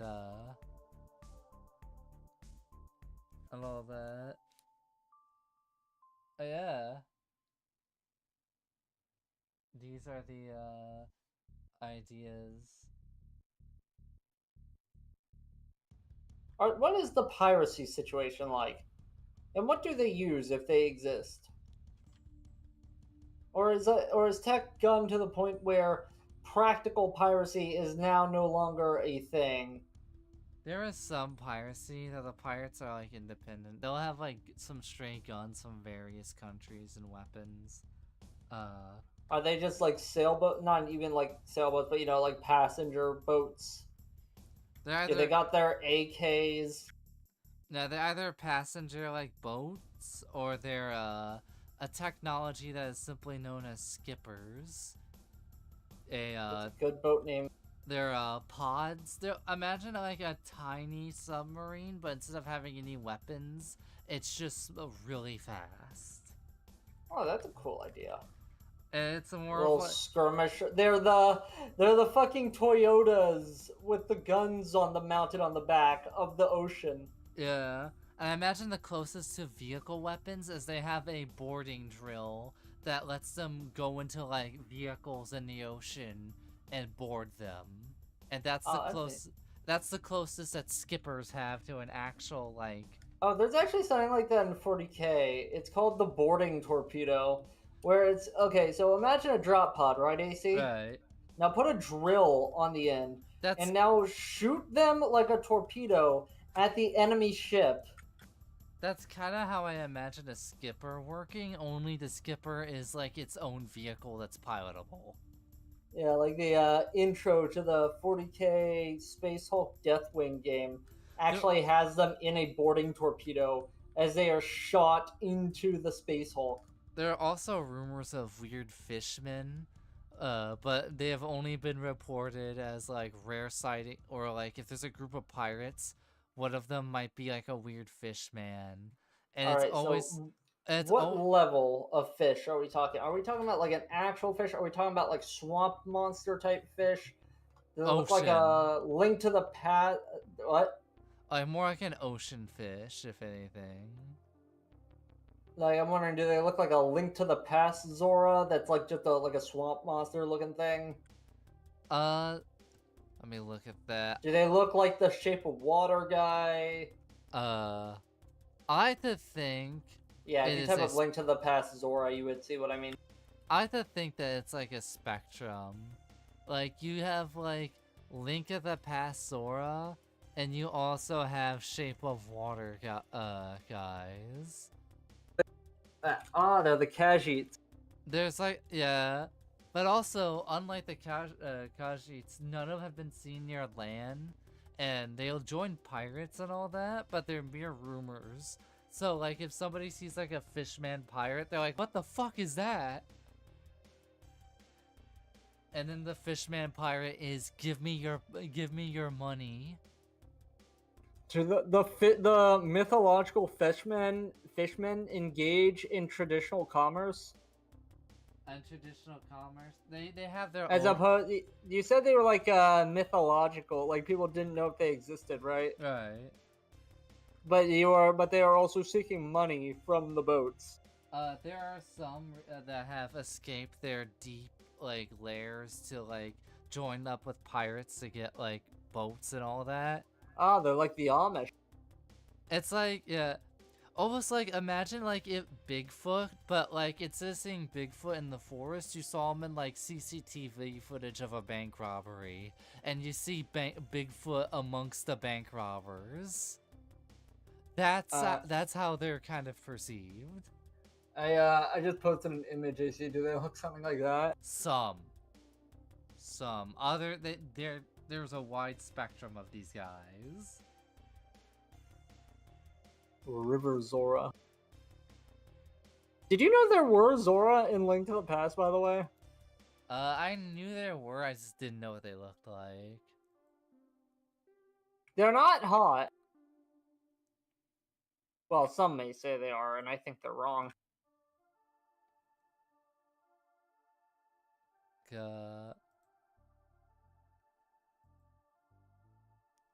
I would say like if there's ever like a fish person that looks more like the more recent Zora, they're probably way deeper in the ocean and are probably not about that pirate life that the more like ugly ones are. Oh, the sexy ones. Uh, Yeah. They're not about that pirate life. The one that give those Vaporeon vibes. God. I feel like Yeah. I feel like a Vaporeon creature would be more like a fish hound like creature, like A fish hound. like you're just seeing like a pirate fishman and he has like a Vaporeon on a leash like attacking people. Oh, you know, it would be awful is if the fucking fish hounds were how they bred all the female ones turned into the fish hounds. Okay. I like to just imagine that the pirate ones are all just ugly, like wide spectrum of weird, fucked up fishmen. So you have like the male ones that are just the ugly swamp monster, and the female ones that are the Vaporeons. Awful.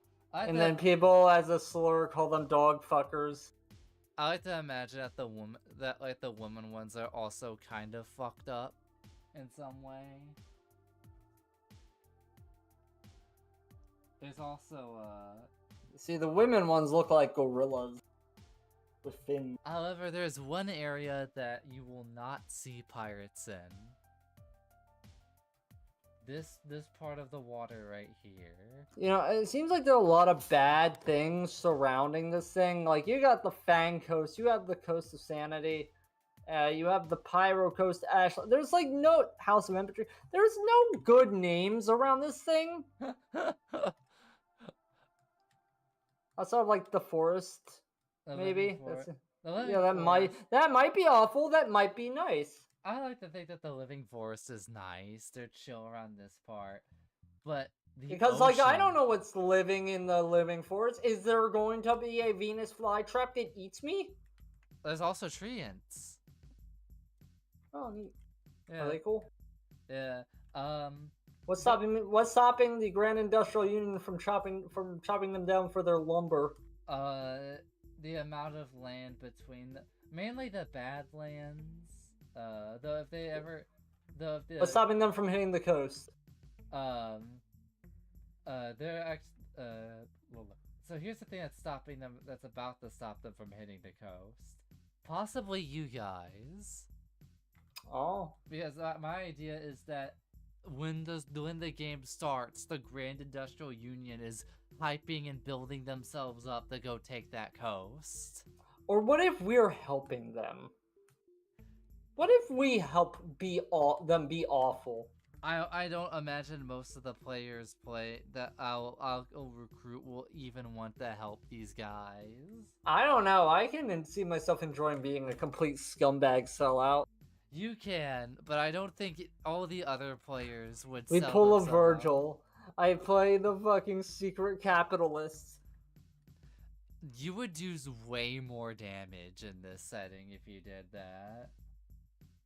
Well, you see, I play the fucking super eco-terrorist that just ends up burning everything down. I plant a nuke in the middle of the living forest. Yeah. All for money. I start causing diplomatic horrible events, like assassinating people to cause a power vacuum. The Grand Industrial Union's like, you nuke the forest? Well, we kind of need some stuff, but also thank you for your services. Bang. Yeah, you see, I'm an eco-terrorist. I terrorize the ecosystem. Thank you. I feel like they'd be like at the end, thank you for your services. Bang. You know? Yeah. I killed everything. I would say like, but yeah, I imagine that most players will hear about in this setting will be like, you know what, let's help the people take them down, because the Grand Industrial Union is planning to attack the living forest. But also, nobody goes up to this water area near this mysterious void. I will say it might, unless you already have the whole thing planned out, it might be cool to start us off working for them, and we can choose to betray them. But that might be extra hard. I don't know how much of the story you plotted out. I have plotted out like bits of it. I already have the intro plot out where you guys will be where you guys will start off when everything happens. There's also like the idea of like you doing jobs for the bad guys for a while until they make you try. No, they tell you to until they tell you to do the job that's too bad, and you link up with the resistance people, and yada yada yada. Unfortunately, the intro I have specifically planned, and this is the intro which I would reveal to my players ahead of time, is you guys will wake up in pods on the Dream Stride, and that was just the original plan. Ah, neat. So the first, like, beginning area will be a boat segment. I like boats. Boats are cool. I still think it'd be cool if you did like the World of Darkness setting that you want to do, like Mage or whatever, on a like in like a boat area. I think that'd be pretty cool. Do it along a coast. But also the Dream Stride, I've had a bunch of stuff written out, and even set pieces I want to keep quiet on. Oh, are we just gonna own the boat? Neither can confirm nor deny. Okay. The most I could say is this Dream Stride is a very mysterious boat. Strange things happen on the Dream Stride, and whenever this thing happens at way after Hunter, you will find out what the Dream Stride's about. Like, I can't wait to find out about the Dream Stride, and then take a trip to the not swastika. It's a whirlpool. If you deleted one tendril, that would be a hulking cruise.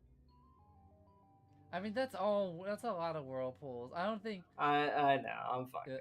Yeah. Also, to be fair, I think I know people who will look at this and not go to swastikas. I feel like I could post that on accidental swastika and say he got close. I'm just imagining like somebody posting that gif of the SpongeBob sea bear. When it comes to the swats, like being mad at it. Like they're mad that you drew a swastika, or mad that it wasn't a swastika? They're about to like tear it apart because they thought it was a swastika, but they saw an extra limb and then they ran away. I could have gotten some clout off of that. You would have gotten no clout off of that from us. No, actually, we might get clout off that. Can we, AC? Maybe you should draw an accidental swastika, a quote-unquote accidental one. Get the publicity going. You already said it in writing. It's too late. That doesn't mean they'll watch this one. We can plan it for later. They'll forget. They will. Also, yeah, this is just a little doodle. I was not expecting this to go as hard as I thought as it would. You did really good. I just like kind of like. Is that a submarine? Yeah. That's a submarine. Like sunken into the sand. What's that one Mobius comic I recommended? The one that took place in the desert. Oh, shit, what was it? I need to look it up now. Because it kind of reminds me of that. Here, I'll go to my comics of interest notes. Because I take notes on everything that seems interesting. How the fuck do I not have it? Do I really not have it on here? I thought for sure I had it on this list.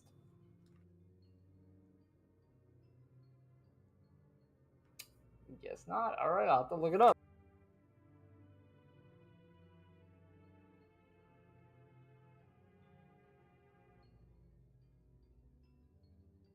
What was it? Azarak.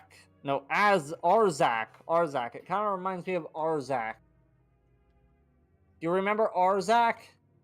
The thing I showed you? I remember Arzak.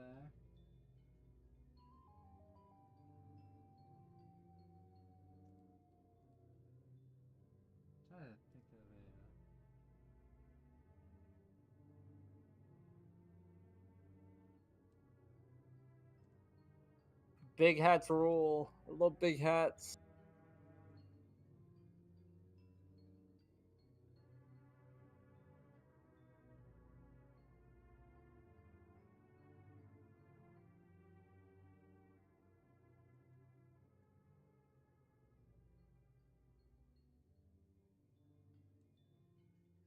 I think of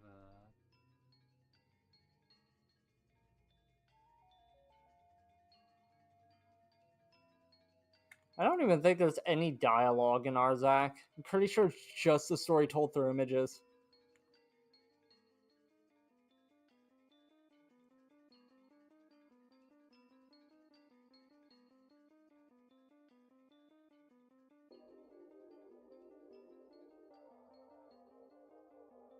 But I imagine some Mobius art would be a good influence for like the Coral Waste area.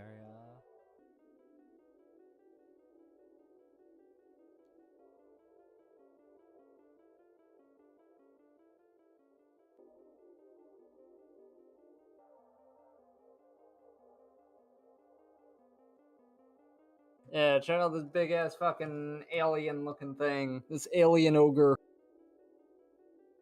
That alien ogre has a dick and balls. I did not notice.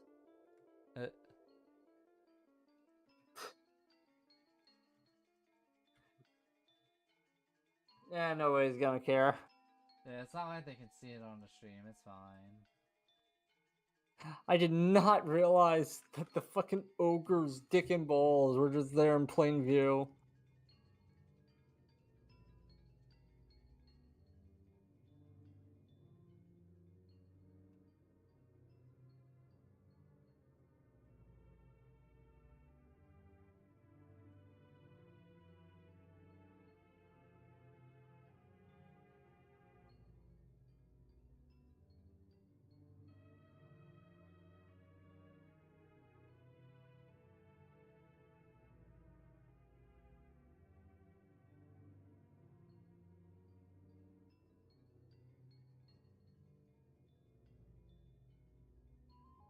So, do the dwarves have any special look to them? I'd say typical dwarves, but their firearms all have like the wooden underbarrels. I meant like their apparel. I imagine they go for more heavier like armor looks, and even for their military gear, it's like they have padded armor out that almost look like knight armor. So it's almost like, imagine like almost like a dwarf Spartan almost, or a dwarf Helldiver almost. May I with the suggest beard coming out? May I suggest a look of like Egyptian finery? Oh. I'll see if I can find like traditional Egyptian stuff, like pharaoh looking stuff.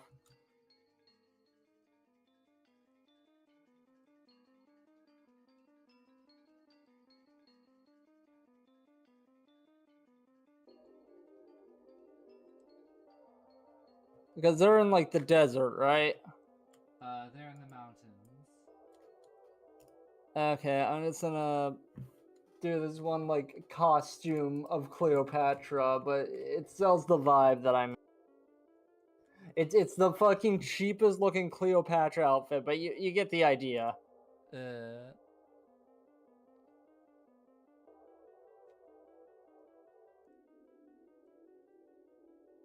Perhaps giving them robes. Oh, actually, this one might work out.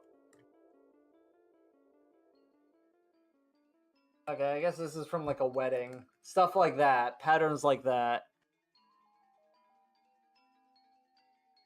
Yeah. Maybe throw in some like Turkish in there.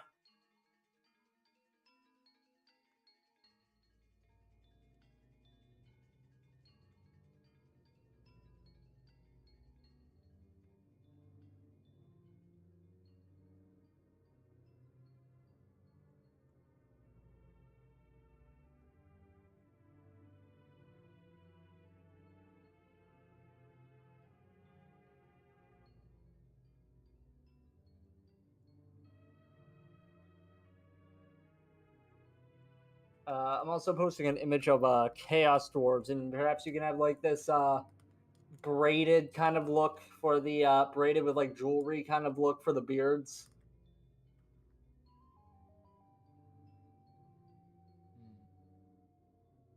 I feel like dwarves always have the Scottish thing. They never really go for like a more desert kind of desert people kind of look, maybe like tan skin or something.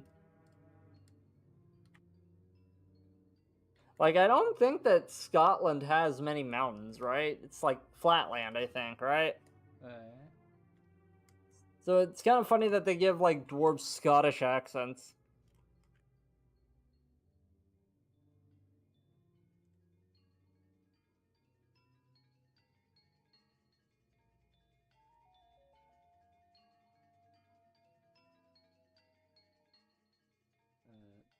See.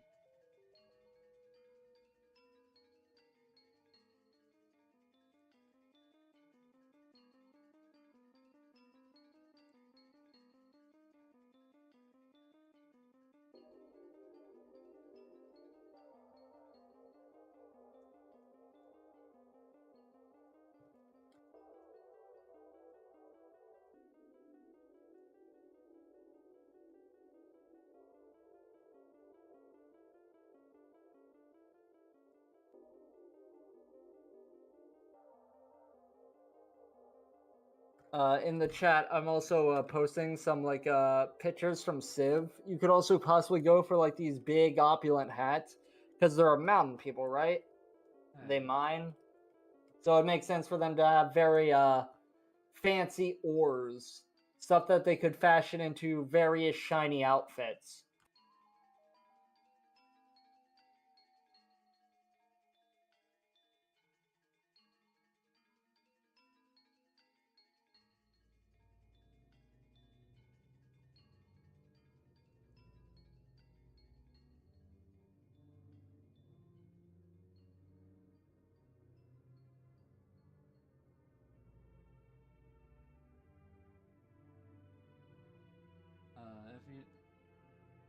If you notice, I'm trying to see if I can do this just right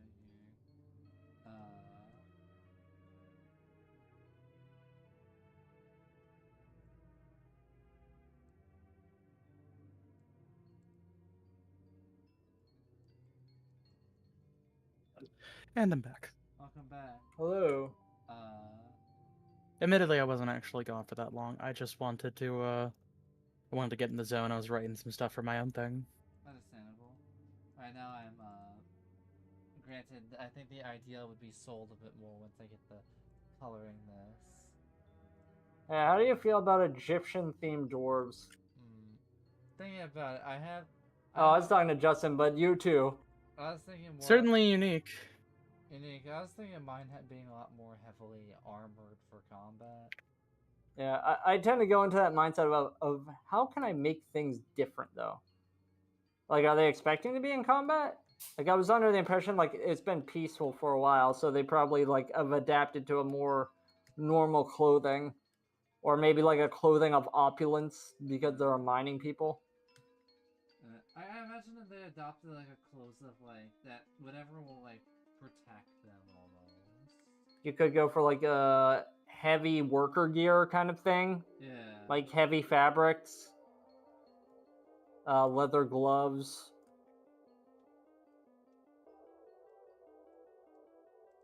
Goggles. You could go industrial punk with it.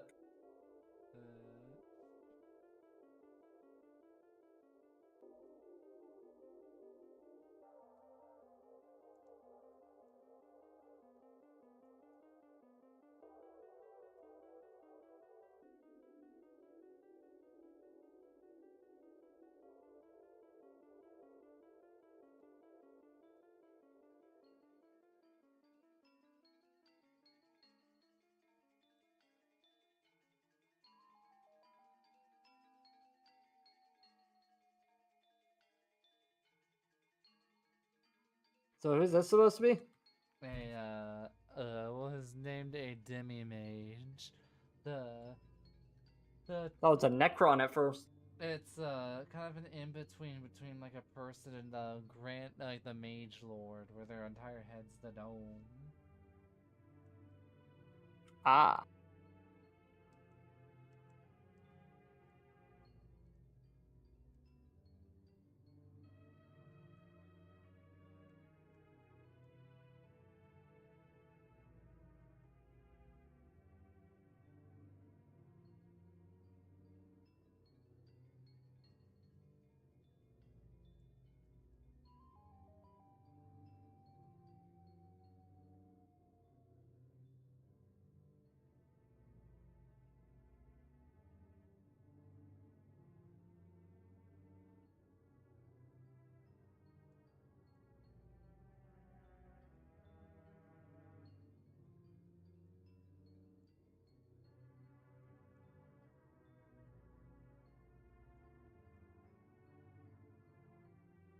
I'm gonna go put food on the pan. BRB. Okay. Although that Titan staff is cool. Are those little dudes around it? Yeah, those are mage lords floating around it. Oh, the Titan staff is like a structure. It is a giant. It is a staff the size of a structure. Alright, I'm gonna go make some chicken. The House of Entropy. That's where you see. That's where they start fucking wizard maxing over there. Actually, before I go make some chicken, is there any fishing places? Like any fishing people? People that make their living off fishing? Coast of Sanity. I figured people didn't generally live there. There's some settlers out there. Do they interact with the Skinlands? Unfortunately for them, yes, they do. Are the skin? I take it the Skinlands people don't like those people up there. No, it's the other way around. Oh, the Skinlands don't like other people? No, I meant to say the Skinlands are like, the Coast of Sanity people are freaked the fuck out by the Skinlands. I like the idea though that they're still very polite up there. You see this Geiger abomination being like, hello, and like the Fisher people on the Coast of Sanity are like, what the fuck? Hello. Would you like to be a battery in our train? Get the fuck off our property. My granddad owned this fishing establishment. Oh, you'll want to in the future.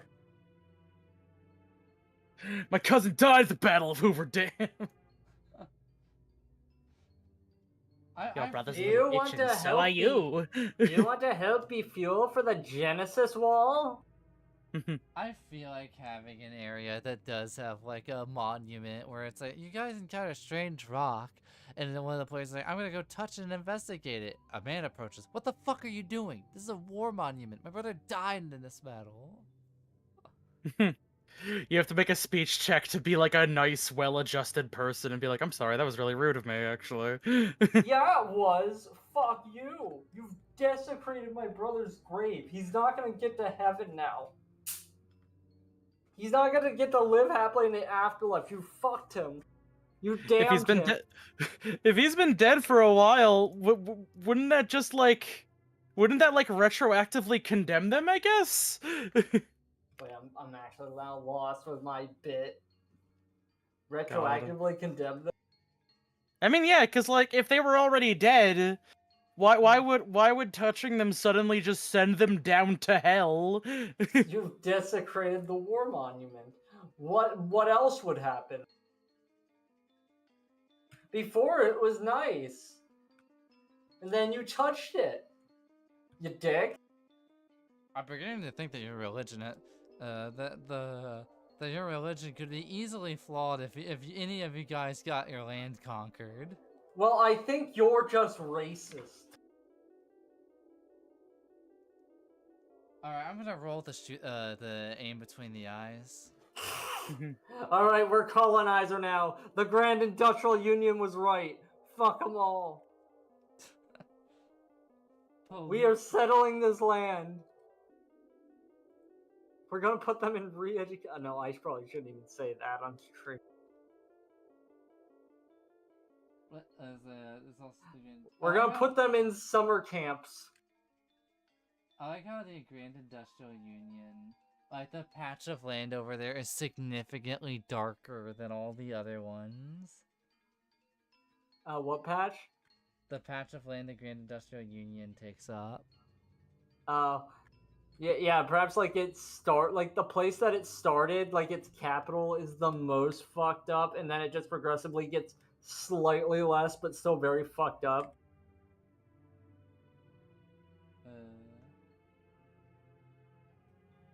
You essentially have this demilitarized zone that's just a pool, just like all of the runoff, all the toxic runoff that just poisons the land until it gets to the nicer parts.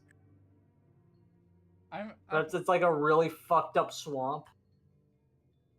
I'm just imagining if I was the kind of person that's like, alright everybody, which country sounds like the most interesting place to start off? And for some reason people voted for Corville in like massive amounts. And I'm like, I have to write something for Corville. I just had them as the nothing. That's like almost a nothing burger of a country where nothing happens. Who wants to go to the Blood Marsh? Blood Marsh, Blood Marsh. Blood Marsh, Blood. There's the Scale Marsh. We got Fantasy Japan. We got the Scorn Lands, the Skin Lands. You have Eastern Blood Marsh. Wait, is Blood Marsh actually on here? Nope. No, but I think that's just a good name for like what pain place do you want to go to first? I want to go to the big meaty hole in Corville. The suspiciously meaty hole, the only place of interest. I want to enter the Skin Feast. Skin Feast. Skin Feast. Skin feast. I mean, it's like the Skin Lands, the Hammer Mountains, the Neon Highlands, Wool Cities, the Ash Lands. Meanwhile, in Corville, now take a look at all this corn.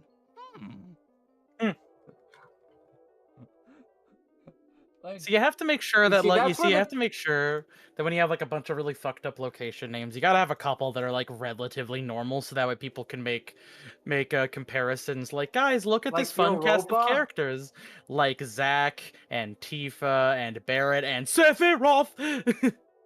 You see, the Corville has not been taken over because it's a land of the Quokka people and the Capybara people. Nobody wants to hurt them. I'm just imagining it's like the high elf invasion. They walk in and it's just like people are going about their day and they're like, what the fuck is happening? This is an untainted land. Why? Where is your factories, your shops, your capitals? Like, and then the capybara person doesn't even talk. They just put a little flower crown on the elf's head and walks off. I like to think and then their heart grows like 3 times that day. Corville is like the Allen of countries. Nothing really goes on. It's just Corville. It's like that fucking island from The Last Jedi that Luke's on. That just has the little servant people on it, little worker people that are very wholesome. The Porg Island. I like to think there's some, but I like to think it's almost like in a weird Midwest state of like super boring and nothing happens and nobody even bothers to think about the country for some reason. There's no grass. I mean, it's only grass. There's not even foliage. I'm just imagining. It's only ass. Like Corville is almost magically boring. Like for some reason, like people are thinking about what land should we go visit and conquer? Not Corville? What the fuck is that? What even goes on in Corville? Do we even want to own that place? Nothing happens in Corville.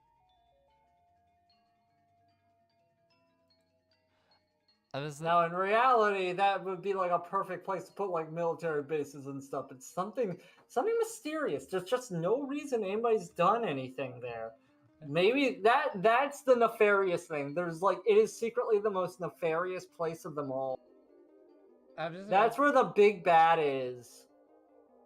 I just imagine like Corville. It's like so ordinary. It's like, I guess, like, yeah, I'm from Corville. It's like a stock image of like some white guy. Like the most inoffensive like place. You mean your fucking cyberpunk character? Oh, like that's where That's where like my cyberpunk character looks like he would be the main character of a historical event in Corville. Oh, I thought you meant like the RPG. You meant the video game. It's a bone. I'll post it on stream for people. I've seen your cyberpunk character, yeah. Fucking Tony Spumoni looking ass. It's really funny because I have like a bot. He's a body and reflex build, so he's a fucking killing machine. Mm-hmm.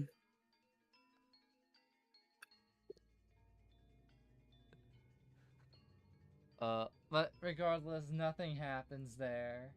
You see, secretly, what's happening there is Midsommar. Have you heard of Midsommar? I know what you're talking about. I know exactly. They're doing blood eagles in the shed in there. Mm-hmm.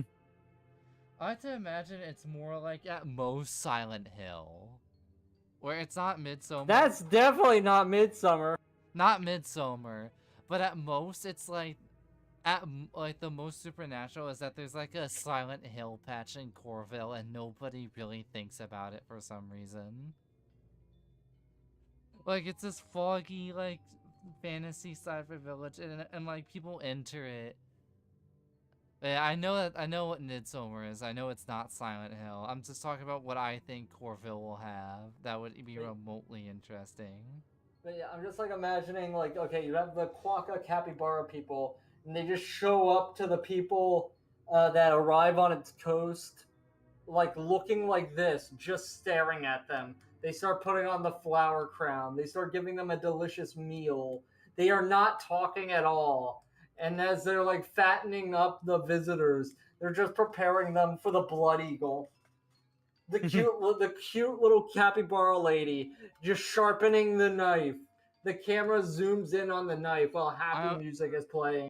I think Corville at most wouldn't be that vibe. I think the vibe's more like nothing happens, and yeah, at most there's like a Silent Hill place somewhere in there, but nobody really thinks about it. And spoilers for the campaign, I don't think you're going to Corville. I don't think you guys will be seeing Corville. We're gonna make our base of operations in Corville. It's the perfect hideout. I just don't feel safe anywhere else. AC grinding his teeth. Are you sure you want to stay in Corville? I'm like, yeah, no, pretty sure. No, We're gonna start running a tavern.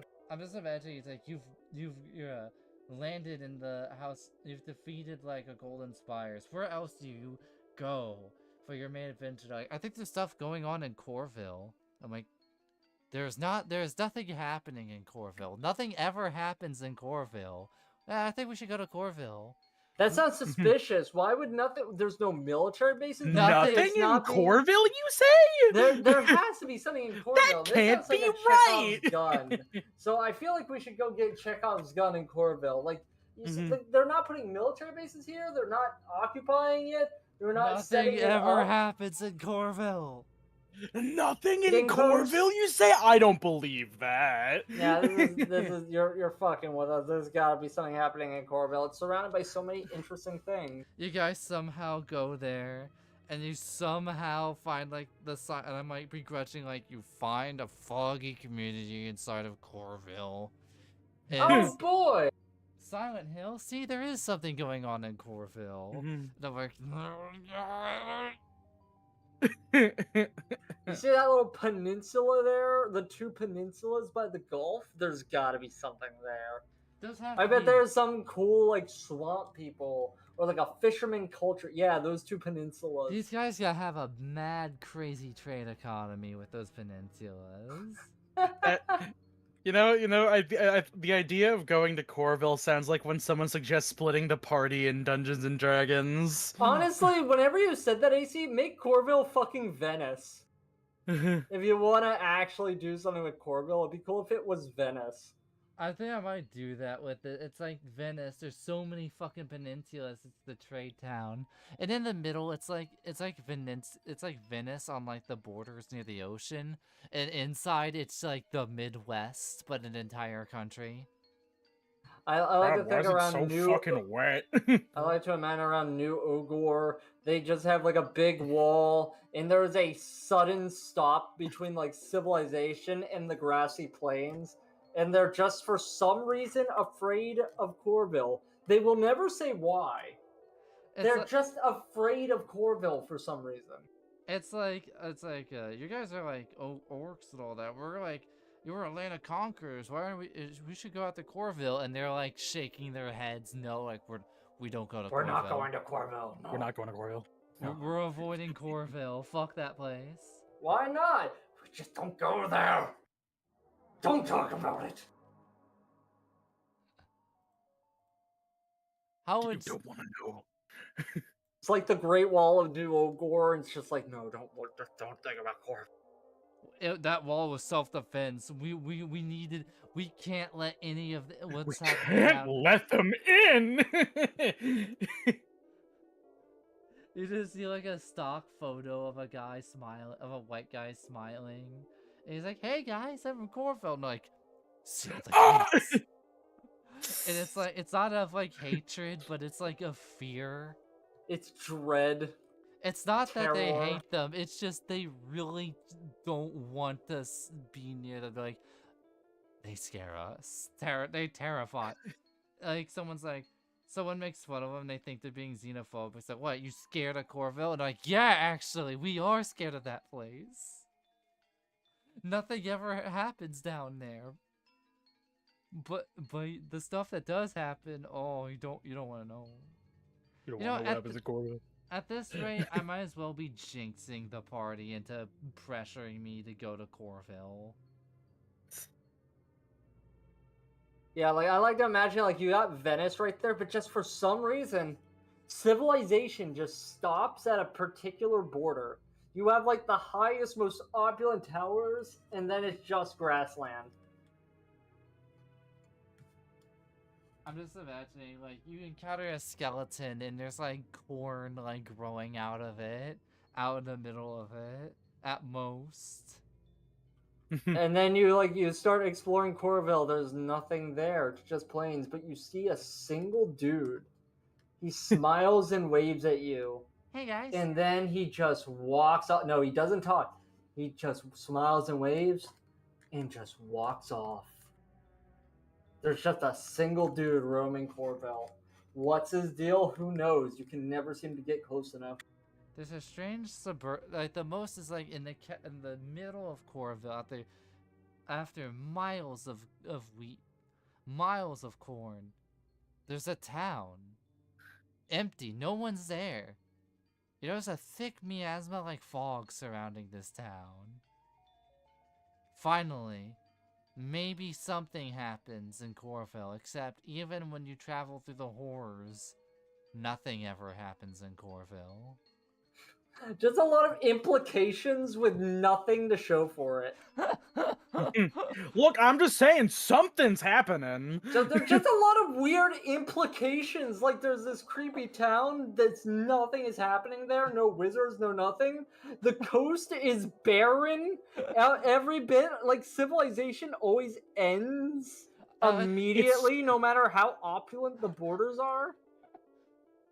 It's just full of normal white people. That's the problem! I was thinking it was like full of nothing. Like specifically nothing. Or if it's going to have people, it's going to be like a single person. A single normal person in a house in the middle of nowhere grassland. It's like a modern suburban house. There is Courage the Cowardly Dog is there!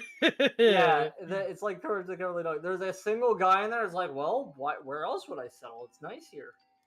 How are you surviving? I make do. What?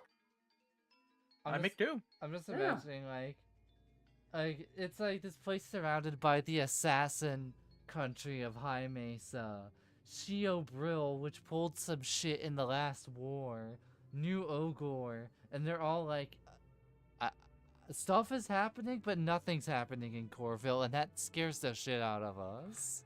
I like the idea that it's just a lot of ratcheting tension with no payoff.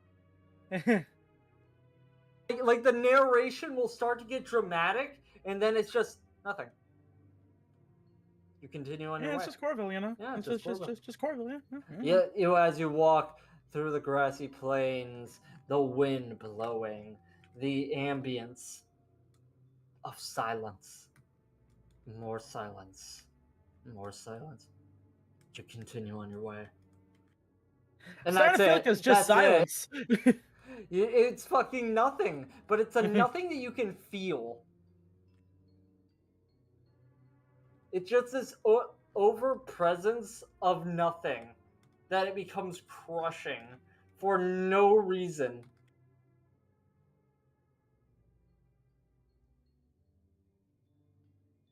People will be like, oh, hell no, not the false Hydra running around in Corville. The false Hydra? And Oh, you don't know about the false Hydra? Oh, that's a fun I feel one. it sounds familiar. What's a false Hydra? It's like a classic thing that a dungeon masters do to fuck with their party, basically. imagine it is a dragon that can fuck with your memories and mind the way a Lovecrafting entity does. And I like to think that's what Corville is. It's just an entity unto itself. And anytime I have seen an illustration of a false Hydra, do you know those like weird neck creatures from Legend of Zelda's, like the Kakariko well? Wait, sorry, what about Kakariko? The well, how there's the flesh creatures in Ocarina of Time. Here is a No. popular interpretation of what a false Hydra would look like. That's really funny. That's I have the fucking exact image and loaded in the chamber. Mhm. It's like a bunch of dude heads on a big Hydra neck thing. It's like fleshy and veiny and pale. It's girthy.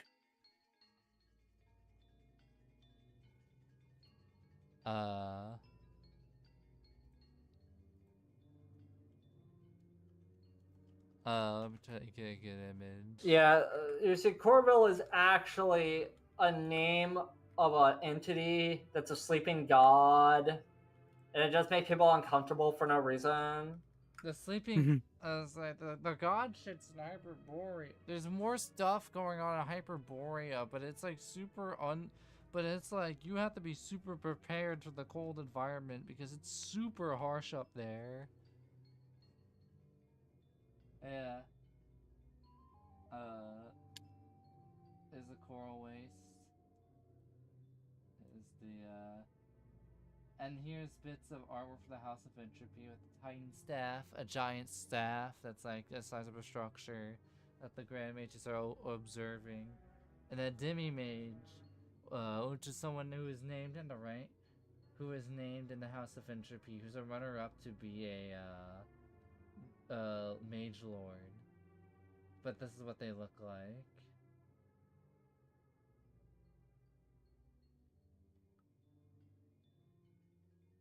Yeah.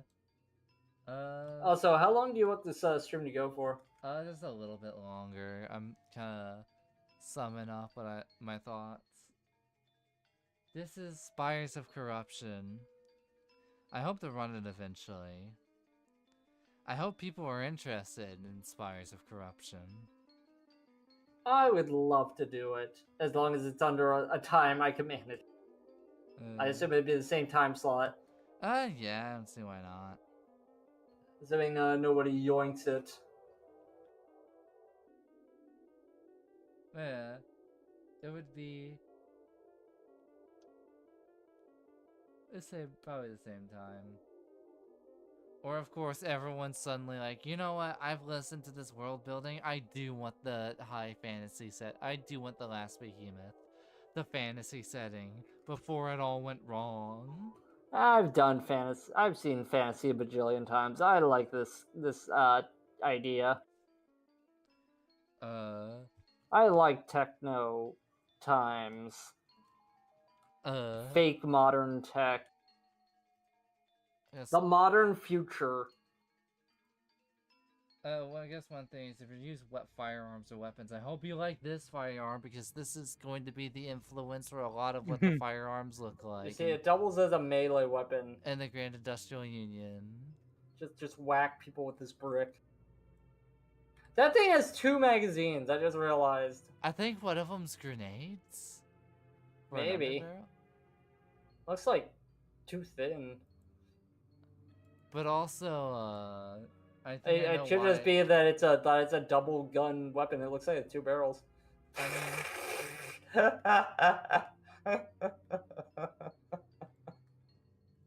I mean, you could do that as a thing. Wait, is that actually what the deal is? Is it actually 2 guns put on top of each other? I think that's the deal, actually. This is a real thing, right? Like, Yeah. what was?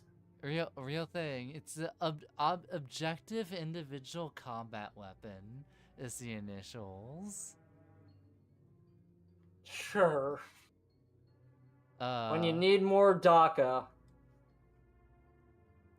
you can have 2 magazines, and you can have one be bullpup and the other not.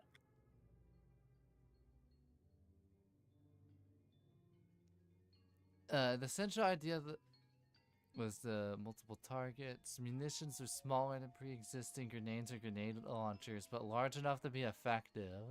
Wait, did it say it was a grenade launcher? As a grenade launcher part that's like a quasi grenade launcher. Oh, is it like an attachment? Yeah, I think it's the upper half. Ah. Yeah. I hope you like weird boxy guns, because that's the firearms the Grand Industrial Union will be giving. We're gonna make the Glock even boxier. Exactly! You get it now. But yeah. Dude, that's what I've been You saying. think we're gonna make that a rectangle? No, we're making that a cube. But it seems like that people are like, I'm down for whatever, and like I have the fantasy ones, maybe people want that, but it feels like a lot of people are voting more for boxy gun and weird fucked up fantasy world. Sure. Yeah. That was Spires of Corruption. Hopefully people will enjoy it until I get there and not be tired of my chicanery when we get here. Mason then signing off. Make sure you check out our Hunter the Road Trip videos. I like them. I think. I hope they're good. I think they're pretty good.